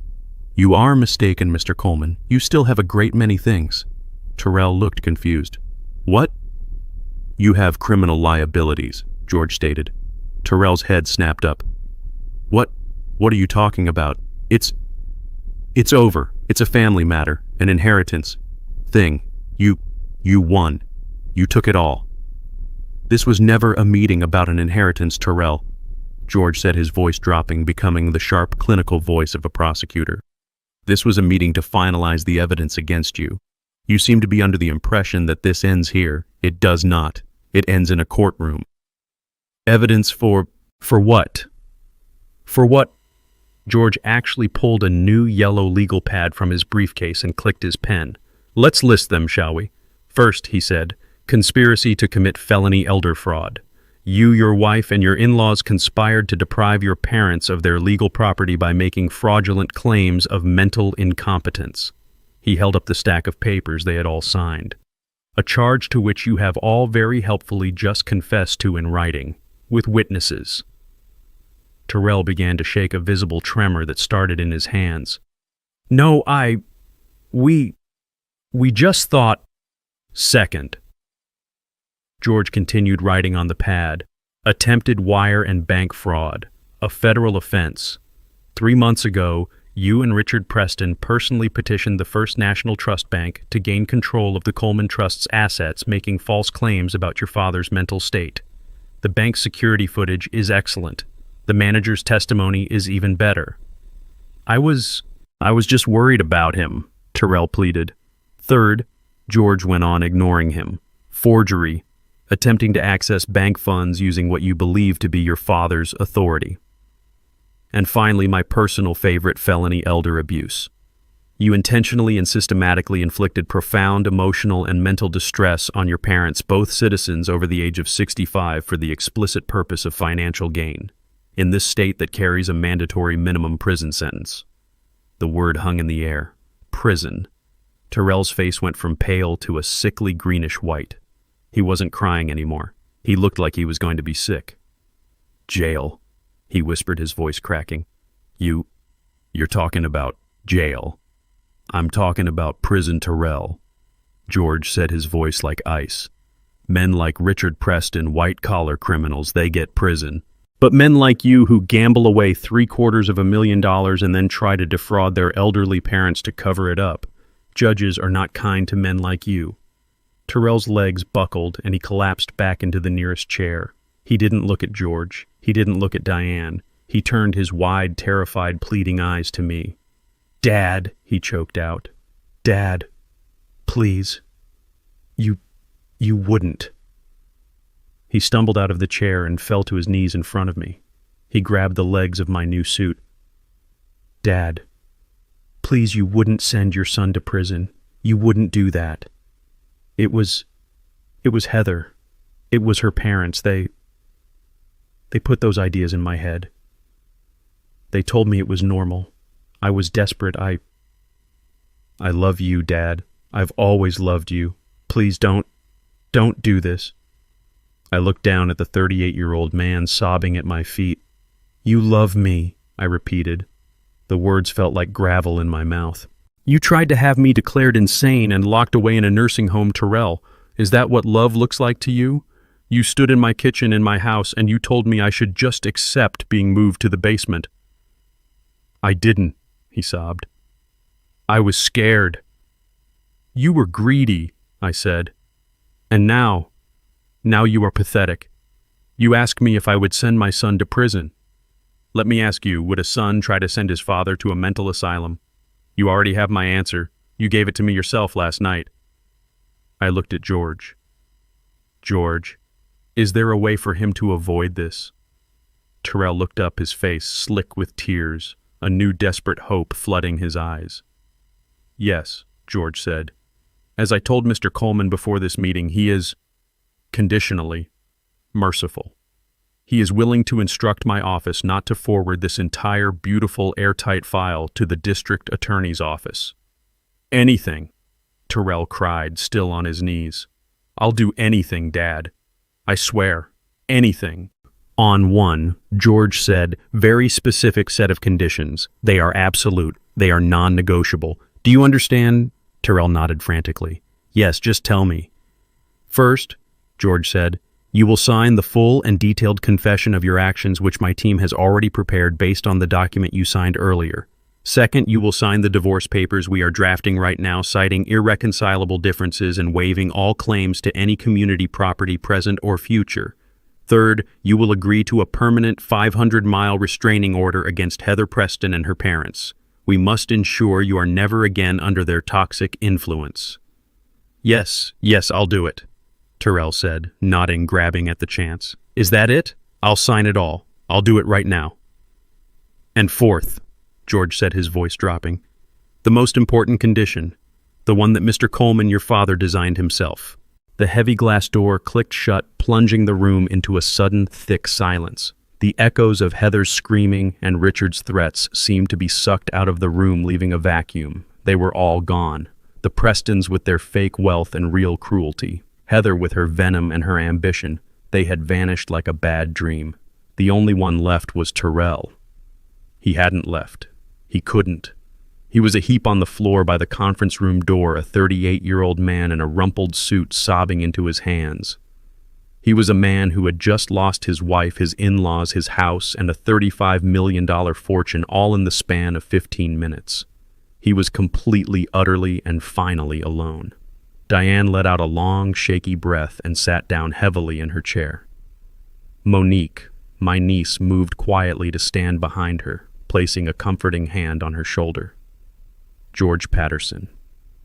My lawyer showed no emotion at all. He walked calmly back to the head of the table. He picked up the signed 10-page care and property transfer agreement, the confession, and tapped it neatly against the table. He placed it carefully into a new, unmarked folder. Terrell didn't move. He just knelt on the expensive rug, his shoulders shaking with these awful, gasping, choked sobs. They were the sounds of a child who finally understands far too late that he is in terrible, irreversible trouble. I wanted to feel something. Pity, anger, anything. But I just felt empty. I felt a vast, aching sadness for the boy I had raised and the man he had failed to become. I let him cry for a long, heavy minute. He needed to feel the absolute bottom of the pit he had dug for himself. Finally, George cleared his throat. Mr. Coleman. Terrell flinched at the formal name. He slowly, painfully pushed himself up from the floor. His face was a wreck, red and swollen, his suit stained with his own tears. He looked at George, his eyes wild with terror. Please, Terrell whispered. His voice was hoarse. Just let me go. I'll leave.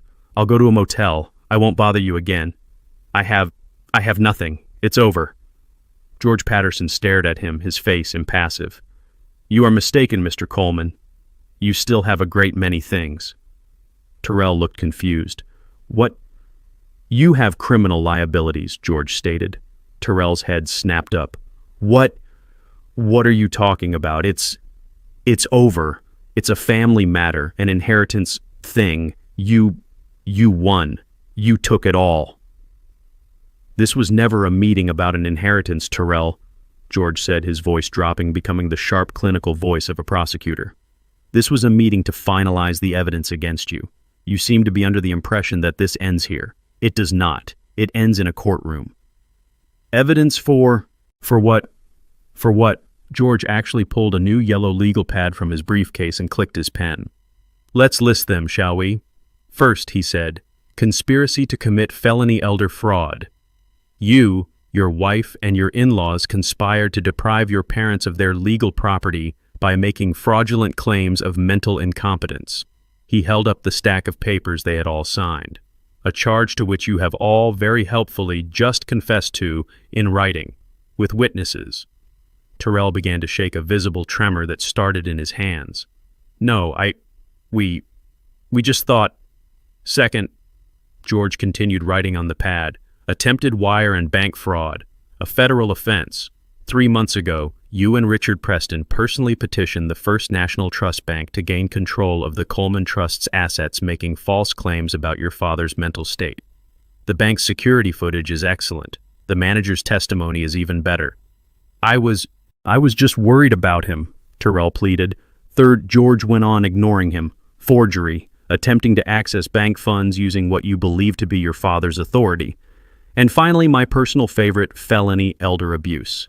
You intentionally and systematically inflicted profound emotional and mental distress on your parents, both citizens over the age of 65, for the explicit purpose of financial gain. In this state that carries a mandatory minimum prison sentence. The word hung in the air. Prison. Terrell's face went from pale to a sickly greenish white. He wasn't crying anymore. He looked like he was going to be sick. Jail, he whispered, his voice cracking. You're talking about jail. I'm talking about prison, Terrell, George said, his voice like ice. Men like Richard Preston, white-collar criminals, they get prison. But men like you who gamble away $750,000 and then try to defraud their elderly parents to cover it up. Judges are not kind to men like you. Terrell's legs buckled and he collapsed back into the nearest chair. He didn't look at George. He didn't look at Diane. He turned his wide, terrified, pleading eyes to me. Dad, he choked out. Dad, please. You wouldn't. He stumbled out of the chair and fell to his knees in front of me. He grabbed the legs of my new suit. Dad, please. You wouldn't send your son to prison. You wouldn't do that. It was Heather.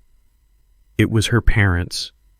They put those ideas in my head. They told me it was normal.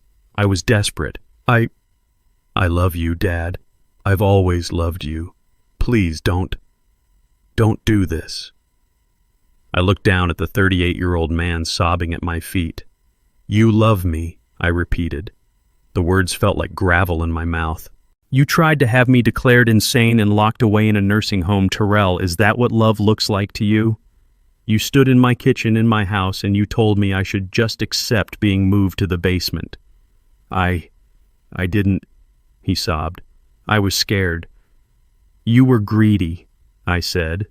And now you are pathetic. You asked me if I would send my son to prison. Let me ask you, would a son try to send his father to a mental asylum? You already have my answer. You gave it to me yourself last night. I looked at George. George, is there a way for him to avoid this? Terrell looked up, his face slick with tears, a new, desperate hope flooding his eyes. Yes, George said. As I told Mr. Coleman before this meeting, he is conditionally merciful. He is willing to instruct my office not to forward this entire beautiful airtight file to the district attorney's office. Anything, Terrell cried, still on his knees. I'll do anything, Dad, I swear, anything. On one, George said, very specific set of conditions. They are absolute, they are non-negotiable. Do you understand? Terrell nodded frantically. Yes, just tell me. First, George said, you will sign the full and detailed confession of your actions, which my team has already prepared based on the document you signed earlier. Second, you will sign the divorce papers we are drafting right now, citing irreconcilable differences and waiving all claims to any community property present or future. Third, you will agree to a permanent 500-mile restraining order against Heather Preston and her parents. We must ensure you are never again under their toxic influence. Yes, I'll do it, Terrell said, nodding, grabbing at the chance. Is that it? I'll sign it all. I'll do it right now. And fourth, George said, his voice dropping, the most important condition, the one that Mr. Coleman, your father, designed himself. Terrell was still on his knees, looking up at George, waiting for the final blow. He was a cornered animal ready for anything. But before George could speak, Diane held up her hand. Wait, George, just wait. She had been silent, a ghost in the room, absorbing every awful revelation. Now she stood up from her chair. She walked past me, past Monique, and stood over her son. I expected to see her usual softness. I expected tears. But her face was hard. It was the face of a mother who had been betrayed to her very core. Before we talk about conditions, she said, her voice shaking but clear, I need to know one thing. Terrell looked up at her, his face a mess. Mom, anything. Why? She asked. It was the simplest question in the world and the most complicated. Just why we loved you, Terrell. We gave you everything. We worked so hard. Your father, he built this legacy, this secret to protect you. And you tried to destroy him. You looked at us, your own parents, and you saw what a burden, an obstacle. What did we do? What did I do to make you hate us so much? This question was more devastating than any legal threat. This was his mother asking him how he had become a monster. Terrell couldn't answer. He just broke. He buried his face in his hands, and his sobs echoed in the silent, expensive room. I don't hate you, he choked out, his voice muffled. I don't. You just what? Diane demanded. What was more important than us? He looked up, and the truth, the ugly, pathetic truth, finally came pouring out of him. I was ashamed, he yelled, the words ripping from his throat. I was always ashamed. I frowned. Ashamed of what? We gave you a good home. We gave you an education. You don't get it, he cried, looking at me. You never got it. I grew up in that simple house, that humble house. I went to the state university while all my friends went to Yale and Harvard. You were an architect, Dad, but you drove a 10-year-old Honda and fixed your own roof. Mom, you were a homemaker, but you cut coupons and shopped at discount stores. You called it frugal. You called it valuing labor. He laughed, that broken, terrible laugh again. You know what they called it, my friends? They called it poor. They called it cheap. So you were ashamed of us, I said. It wasn't a question. And then he continued, ignoring me. I met Heather and her family, Richard, Barbara. They had things. They didn't just have money, they had class. They talked about summers in the Hamptons, skiing in Gestad clubs that I didn't even know existed. They were better. They are criminals, Monique said, speaking for the first time. I didn't know that then, Terrell screamed at her. I just knew they were everything I wasn't. I wanted to be one of them. I wanted Heather.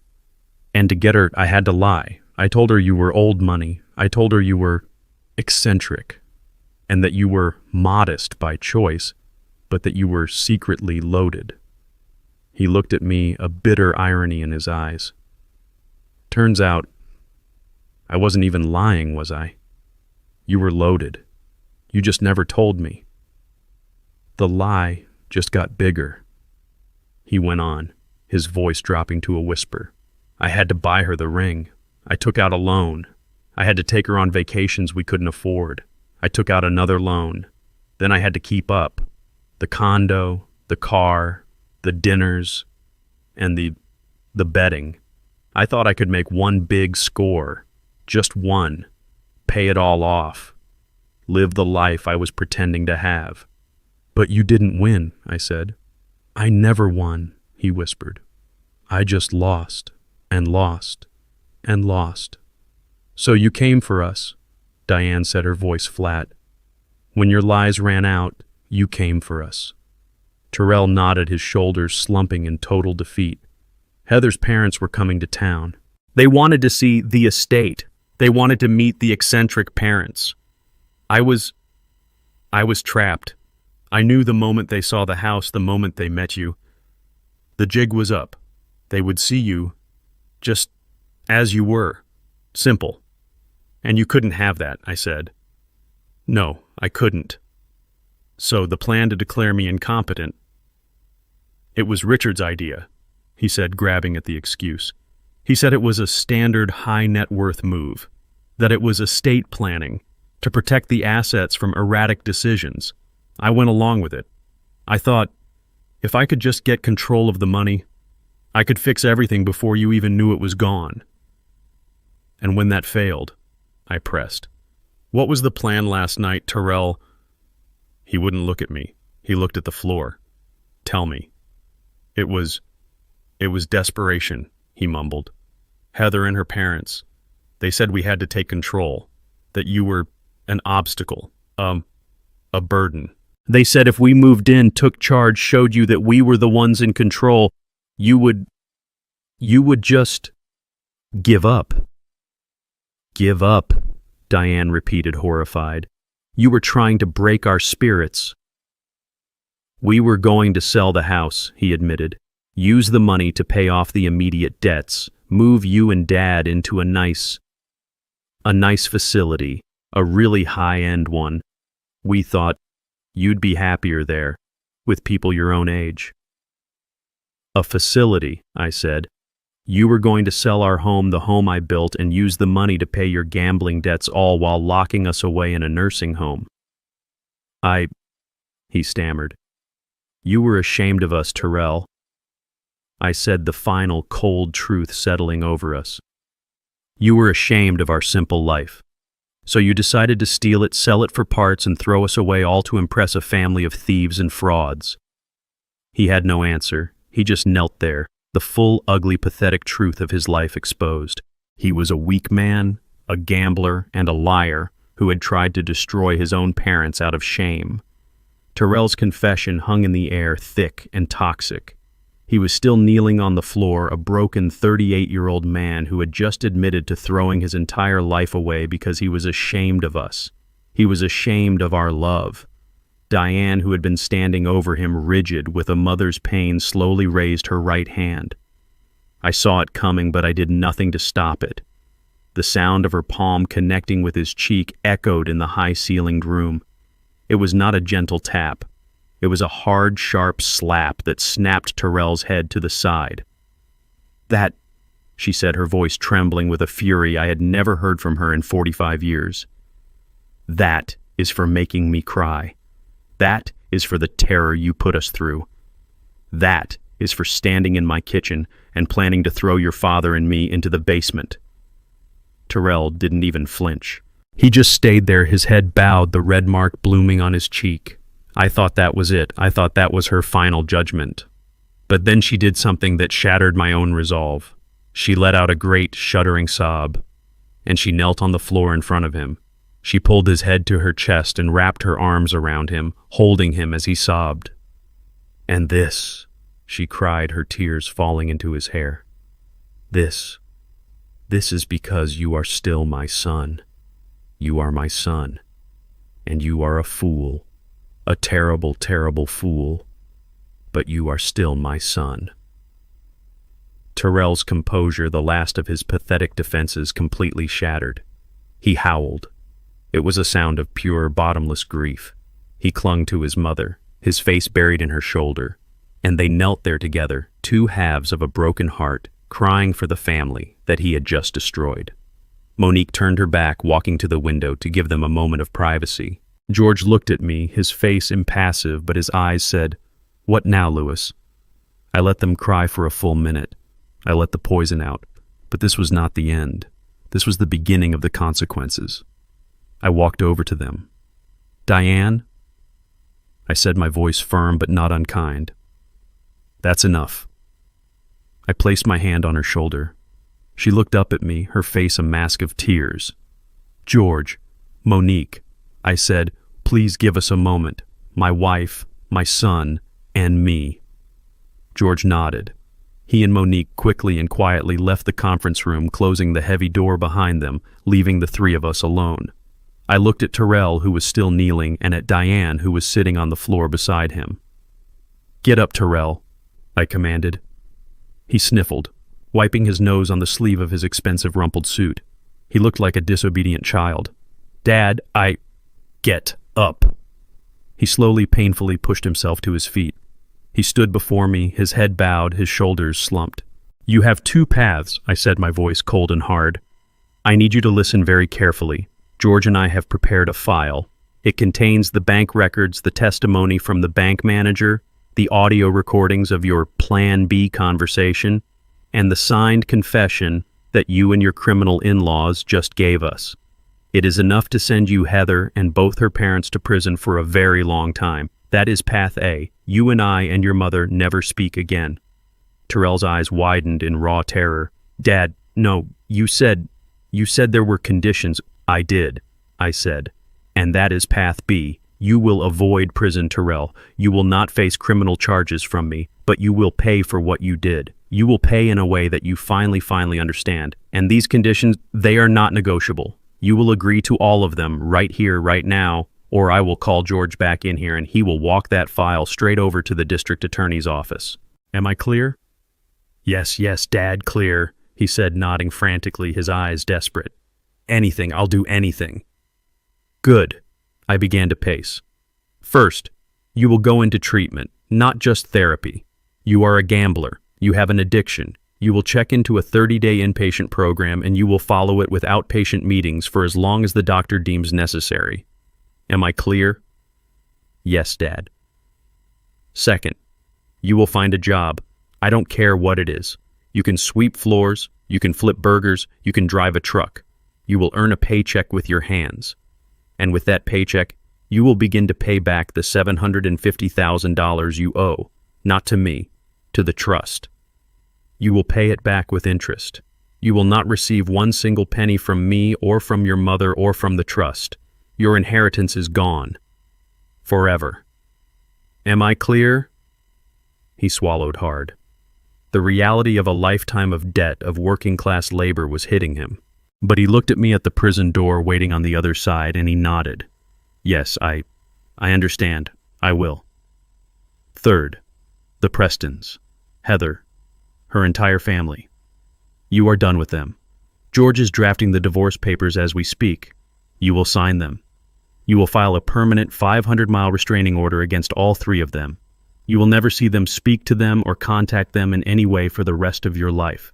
They are poisoned, Terrell. They poisoned you and you let them. That ends today. Am I clear? He didn't hesitate. Yes, clear. It's over.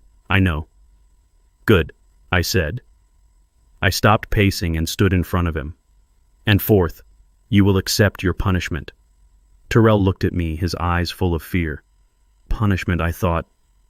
The job, the debt, that's not punishment, son.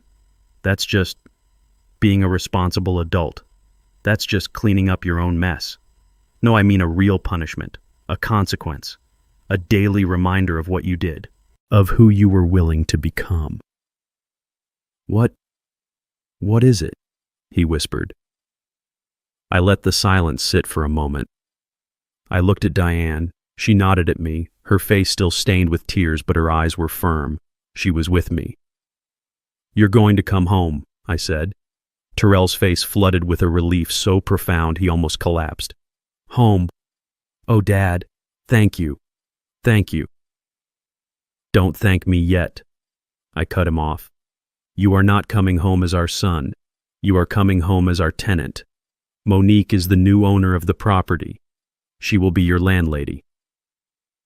"I can pay rent," he stammered. "With my new job." "Oh, you'll pay rent," I said, "but not in money. You'll pay it in sweat. You are going to live in the basement." His face froze. "The basement. The guest room. The one in the basement. The one you and your wife so generously selected for me and your mother. That will be your new home. It's comfortable. It's convenient. It's close to the laundry room. And as you so rightly pointed out, one person doesn't really need all that much space. You will live there. And in exchange for rent, you will be the property's live-in handyman. You will fix the roof, Terrell. You'll unclog the drains. You will paint the fences. You will cut the grass. You will learn with your own hands what it takes to maintain the very house you were so ready to steal and sell. You will do that every day until you have paid your debt not just to the trust, but to this family. Do you accept these conditions?" He stared at me, the full weight of his humiliation, his fall from grace crashing down on him. He had gone from a $35 million heir to a broke, divorced gambler sentenced to live in his parents' basement as a handyman. It was as I had intended, a fate worse than prison. It was justice. He looked at his mother. He looked at me. And he gave a single slow, defeated nod. "Yes, Dad," he whispered. "I accept." 1 month later, the house at 124 Willow Creek was no longer the same. It was lighter. The oppressive, suffocating tension that had defined our lives for the past few years was gone, replaced by something I hadn't realized I'd missed the sounds of a normal, happy home. Monique and her husband, David, a kind and steady man who worked as a high school physics teacher, had moved in 2 weeks after that day at George's office. They took the 2 guest rooms on the 2nd floor. Monique, it turned out, was 6 months pregnant, a fact she had been afraid to share with anyone in the midst of the family chaos. The moment Diane found out, she transformed. The haunted, betrayed woman who had walked out of George's office disappeared, and the mother I had married returned. Her grief over Terrell's betrayal was channeled into a new, fierce purpose, preparing for her grandnephew. The house, which had been silent for so long, was now filled with the sounds of Diane and Monique laughing in the kitchen, arguing over paint swatches for the nursery, and baking. God, I had missed the smell of Diane's baking. She hadn't baked for pleasure in years. Now the house constantly smelled of cinnamon, vanilla, and apple pie. Diane and I were back in our master bedroom, our sanctuary. Life was settling into a new rhythm, a better rhythm. Monique and David insisted on paying for groceries. David, it turned out, was a fantastic gardener and spent his weekends reclaiming the backyard from the weeds. We were a family, a different one than I had planned, but a real one. And then there was Terrell. Terrell lived in the basement. He had returned from the 30-day inpatient gambling addiction program just last week. He looked thin. The arrogance that had defined him for so long was gone, stripped away, leaving behind a hollow-eyed, quiet man I barely recognized. He had kept his word. He had gotten a job. He was stocking shelves and mixing paint at the local Ace Hardware store. Every evening at exactly 6:15, I would hear the side door open and close. I would watch from the kitchen window as my son, my 38-year-old son, walked across the yard to the basement entrance. He was no longer the man in the sharp navy suit. He came home covered in a fine layer of drywall dust, his hair matted with sweat, his fingernails permanently stained with grease and paint. He looked exhausted. He looked broken, but he also looked real. He did not join us for dinner. That was part of the arrangement. His meals were his own responsibility. He ate alone in his basement room. He was a tenant, a handyman. He was serving his sentence. I did not speak to him, and he did not speak to me. We coexisted in the same house, 2 separate worlds. Diane would look at me, her eyes pleading, asking me to say something, to offer some small comfort. But I held firm. This was not a wound that could be healed with a simple, "I'm sorry." This was a debt that had to be paid in full, with sweat and humility and time. This evening I was in the kitchen while Diane and Monique were upstairs. I was pouring myself a glass of water when I heard it, drip, drip, drip. The sound came from the kitchen sink. A steady, annoying, persistent leak from the faucet I had installed myself 15 years ago. I sighed. I looked at the drip. Then I looked at the clock. 6:13 p.m. I waited. At 6:15 on the dot, I heard the side door. I watched Terrell walk past the window, his head down, his shoulders slumped, carrying his lunchbox. I dried my hands and walked to the basement door. I opened it and walked down the stairs. The room was clean, sparse. A single bed neatly made, a small desk, a hot plate in the corner. Terrell was standing in the middle of the room, just taking off his heavy paint-stained work boots. He froze when he saw me. He looked like a startled animal. "Dad," he said. His voice was hoarse. "The faucet," I said, my voice flat, all business. "The one in the kitchen, it's leaking. A seal is probably worn out. I need you to fix it." Terrell just looked at me. For a second, a flash of the old arrogant Terrell sparked in his eyes. The marketing director who didn't fix things. The man who hired people. I met his gaze unblinking. The spark died. He looked down at his dirty hands. "Okay," he said quietly. I'll need to go back to the store tomorrow. Get a new O-ring set for that model." "Fine," I said. "See that you do. Monique needs the kitchen for dinner." I turned to leave. I was halfway up the stairs when I stopped. I didn't turn around. "Your mother," I said, my back still to him. "She made that chicken cacciatore you like. There's a plate saved for you on the stove." I heard a sharp intake of breath from the room below. I waited. I heard a sound, a small choked noise. "Thank you," he whispered. His voice was thick. "Please, tell her thank you." I stood there for a moment longer, my hand on the railing. I was not ready to forgive him. I was not even close. But I knew what I was seeing. "You're paying your rent, Terrell," I said, still not looking at him. "You're getting your hands dirty. You're doing it on your own." I paused, and the final words came out heavy with the weight of everything we had lost and everything that was still broken. "For the first time in your life, you're doing it on your own."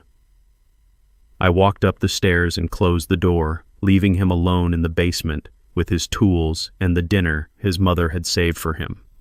The phone rang 2 weeks later. It was George. His voice was crisp, efficient, and held a note of finality. "Louis," he said, "I wanted to give you the final update on the Preston side of things. It's officially over." I was sitting at my kitchen table nursing a cup of coffee. Through the window I could see Diane and Monique in the backyard, sitting on the porch swing, talking animatedly about the baby that was on the way. "What happened, George?" I asked, my voice calm. "Richard Preston," George began, "was arrested by federal agents an hour ago at his golf club, right on the 9th hole." I closed my eyes. "Justice. The SEC investigation we uncovered was the final nail," George continued. "He wasn't just borrowing from his clients, Louis. He was running a full-blown Ponzi scheme. He's looking at 20 years minimum. He's not getting out." I thought of that arrogant, condescending man who had laughed in my face and told me I was irrelevant. He was a man who measured everyone by their bank account, and his, it turned out, was built on pure fantasy. "And his wife Barbara?" I asked. "Completely wiped out," George replied, and I could hear the grim satisfaction in his voice. "Every account she had was tied to his fraudulent business. The house has been seized by the feds. The cars are gone. She's currently living in a Motel 6, according to my investigator. She's functionally bankrupt. Worse," George added, "she had the audacity to try and call my office demanding that the Coleman Trust pay for her legal fees. She claimed she was a victim of my aggressive tactics." "What did you do?" "I sent her a bill," George said flatly, "for the emotional distress she caused my clients, Mr. and Mrs. Louis Coleman. She won't be calling again. The Prestons Louis are finished, socially, financially, and legally. They flew too close to the sun and they got burned." I felt a quiet sense of order settle over me. It wasn't joy, it was just completion. "And the daughter?" I asked. I couldn't bring myself to say her name. "Ah, yes, Heather. She's been busy," George said. "How so?" "She filed for divorce immediately, just as she had threatened. Her lawyer, a real shark from a downtown firm, filed a motion to seize all of Terrell's assets as emergency alimony. She was still convinced, even after everything, that the 35 million was hiding somewhere. She was convinced that we were just playing an elaborate game. "What happened?" I asked, though I could guess.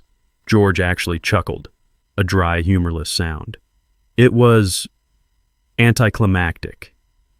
We had Terrell submit his last 3 pay stubs from the Ace Hardware store. We provided a notarized copy of his new lease agreement for the basement room. We showed his bank account, which currently has a balance of $212.48. I pictured Heather's face. "Her lawyer," George said with deep satisfaction, "quit the case this morning. He cited non-payment of services. It seems Heather couldn't afford her own shark. She has no job, no skills, and her parents' credit cards are now just useless pieces of plastic. She gets nothing. So she's left with nothing. She is left with exactly what she brought into this family," George confirmed. "A bad attitude and a lot of expensive, out-of-style clothes." There was a pause. "Don't feel too sorry for her, though," George added. "My investigator did one last follow-up purely out of professional curiosity. She's already back on the market. She was spotted last night at a gala at the art museum trying to talk to a 90-year-old oil baron. She's hunting for her next victim." I shook my head, a small, bitter smile playing on my lips. "Some people never learn, George." "No, Louis," he replied. "They don't, but we do. And Terrell is learning. That, I think, is what matters." His words hung in the air. "So," George asked, his voice softening, all business concluded. "That's the end of it. The Prestons are gone. Heather is gone. Terrell is paying his dues. The last question is, are you happy, Louis? After all this, was it worth it?" I didn't answer right away. My gaze drifted back out the window. Diane and Monique were still on the porch swing laughing. In the yard, I could see David, Monique's husband, standing next to our old, stubborn riding lawnmower. And next to him was Terrell. He was covered in grease. His hands were black.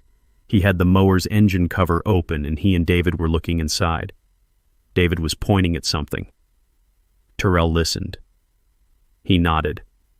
He wasn't the slick marketing director. He wasn't the arrogant, defeated son. He was just a man learning how to fix something. He was learning how to do the work I had always done. I watched as Terrell finally pulled the starter cord.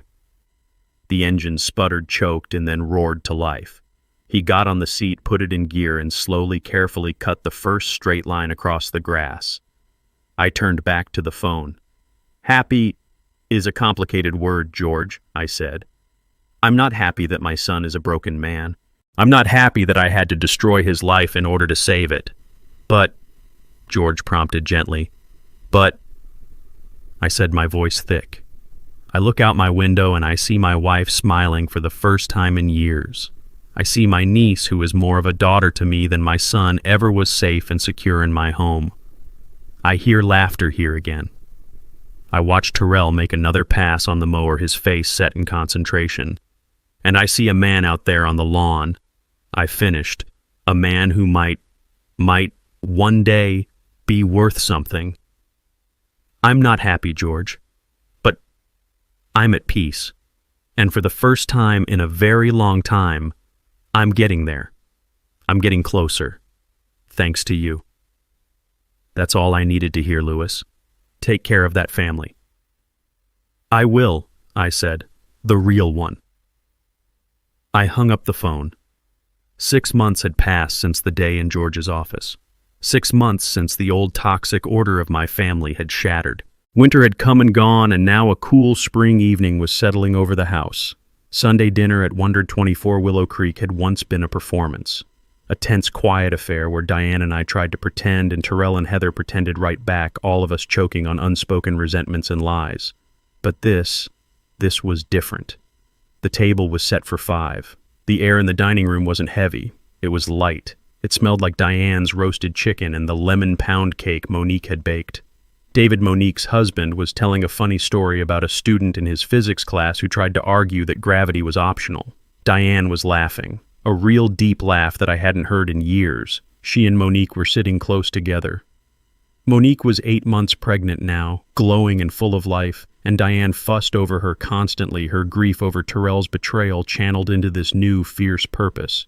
"I'm telling you Diane Gray is too sophisticated," Monique said, pointing with her fork. "Nonsense," Diane countered, her eyes sparkling. "Gray is calming. We can add accents. Yellow ducks. It will be beautiful. We don't want the baby to be overstimulated, do we?" They looked happy. My wife, who had been a ghost in her own home, was alive again. She had a purpose. She was going to be a grandmother in all but blood. And at the far end of the table, sitting in the chair that Richard Preston had once tried to claim, was Terrell. He was quiet. He ate his food, his eyes on his plate. He had been living in the basement for 6 months, working at the hardware store for 5. He looked different. The arrogance that had defined him for so long was gone, stripped away, leaving behind a hollow-eyed, quiet man. His hands told the story. They were no longer the soft hands of a marketing director. They were rough. The knuckles were calloused, the fingernails clean but permanently stained around the edges. They were the hands of a man who worked. He didn't join us for dinner every night. But Sunday was becoming a tradition. It was Monique who had insisted. "He's part of the household, Uncle Louis. He does the work. He should eat with the family." He listened. He didn't interrupt. He didn't boast. He didn't pretend. He was just there. "Terrell," David said, pulling him into the conversation. "That fix you did on the attic insulation, brilliant. Our room is 10 degrees warmer." Terrell looked up, surprised to be addressed. "Oh, it was just some fiberglass batting. The old stuff was compressed. I saw a draft by the north-facing eave." "Well, whatever it was," Monique smiled at him. "It worked. Thank you." Terrell just nodded, a slight flush rising on his neck. "You're welcome." He went back to his chicken. He wasn't the center of attention. He wasn't the heir apparent. He was just the man who lived in the basement, the man who fixed things. And for the first time, it seemed like that was enough. After dinner, Diane and Monique started clearing the plates, arguing over who got the last piece of cake. David went upstairs to read. I did what I always do. I went to the front porch.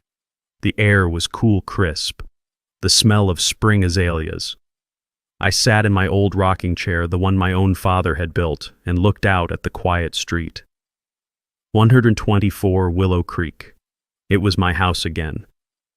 I heard the screen door creak open and close behind me. It was Terrell. He stood awkwardly by the door for a moment, his hands twisting in the pockets of his clean jeans. He looked nervous. "Dad," he said. His voice was quiet. "Terrell," I replied, not turning. I just kept rocking. He walked over and stood in front of me, blocking my view of the street. He looked smaller, not diminished, just human. Can I talk to you for a minute?" "I'm listening." He took a deep breath. His rough hands were shaking slightly as he pulled them from his pockets. In his right hand he held 2 envelopes. They were standard white business envelopes, slightly crumpled. This is the first one," he said, holding out the first envelope. It was thick. It's the rent for the basement room. I'm 2 days late. I'm sorry. My paycheck didn't clear until this afternoon." I looked at him. I looked at the envelope. His rent, as I had stipulated, was his labor, his work on the house.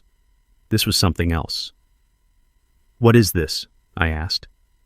"Monique and David, they're having a baby," he stammered, not meeting my eyes. "The work I do, it's fine for the house, but they need money. For diapers, for things.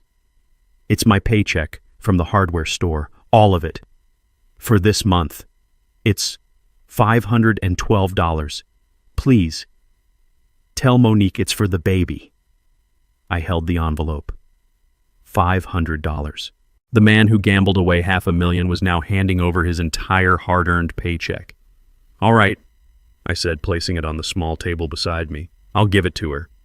"And," he said, his voice dropping. He held out the second envelope. This one was thin. This is the other thing." I took it. It was lighter. "It's not much," he said, his voice full of a shame that was different from before. This wasn't the shame of being poor. This was the shame of being a debtor. It's $100. It's all I could save after the rent. But it's the first one. I frowned. The first payment, he said, finally meeting my eyes. For the $750,000, I know it's just a drop. I know it will take forever, but it's a start. $100. I'll have another 100 next month, maybe more if I get overtime. He stood there exposed, offering this pathetic, powerful gesture. I held the small envelope in my hands. $100 against a debt of $750,000. It was nothing. It was a joke, and it was at the same time the most valuable payment I had ever seen. I looked at the envelope, then I looked up at my son. "You're right," I said, my voice thick. "It's not much. At this rate, it will take you more than 600 years to pay this off, Terrell." He flinched, but he didn't look away. He didn't make an excuse. He just stood there and took the truth. "I know, sir," he whispered. I slowly, deliberately put the envelope with the $100 into the breast pocket of my shirt right over my heart. "All right," I said, patting the pocket. "One payment down, a lot more to go." A single tear escaped his eye and rolled down his cheek. He wiped it away angrily with the back of his rough hand. "Yes, sir." He stood there for another moment. "The faucet in the kitchen, I fixed it. It won't drip anymore." "Good," I replied. "That's good work." He nodded as if he had just been given the greatest compliment of his life. "Good night, Dad." "Good night, son." He turned and walked back to the basement door, his shoulders straight. I sat there on the porch for a long time, rocking back and forth in my father's chair. I heard the faint sounds of Diane and Monique laughing as they washed the dishes. I heard the distant sound of the city. I felt the crisp spring air on my face. George had asked me if I was happy. No, I wasn't happy. Happiness was too simple a word. I had lost my son, the brilliant, arrogant, weak, lying marketing director. That son was gone forever. I had been forced to destroy him. But as I sat there in the dark, my hand resting on my chest, feeling the small crin-clad envelope in my pocket, I realized that in the wreckage I had found something else. I had found a man who was paying his debts, a man who fixed what was broken, a man who was learning the hard way how to build a life instead of just buying one. I had lost the son I thought I wanted, but I had finally found the man I had always needed him to be. I closed my eyes. The house was quiet. The war was over, and for the first time in my 69 years, my world was finally truly in order. I was at peace. Here is the lesson we can all take from this story. This story teaches us a powerful lesson about the difference between price and value. Terrell and the Prestons were obsessed with the price of everything: the house, the cars, the status, but they understood the value of nothing. They mistook Lewis's humility for weakness and his simplicity for poverty. But true wealth isn't about what you can show off. It's about the character you build in private, the integrity you maintain under pressure, and the peace you find in an honest life. Respect, loyalty, and dignity are the only assets that can never be faked, forfeited, or gambled away. What did you think of Terrell's path to redemption? And who do you think was the real villain in this story? Let me know your thoughts in the comments below. And if you liked this story and want to hear more, please remember to like and subscribe.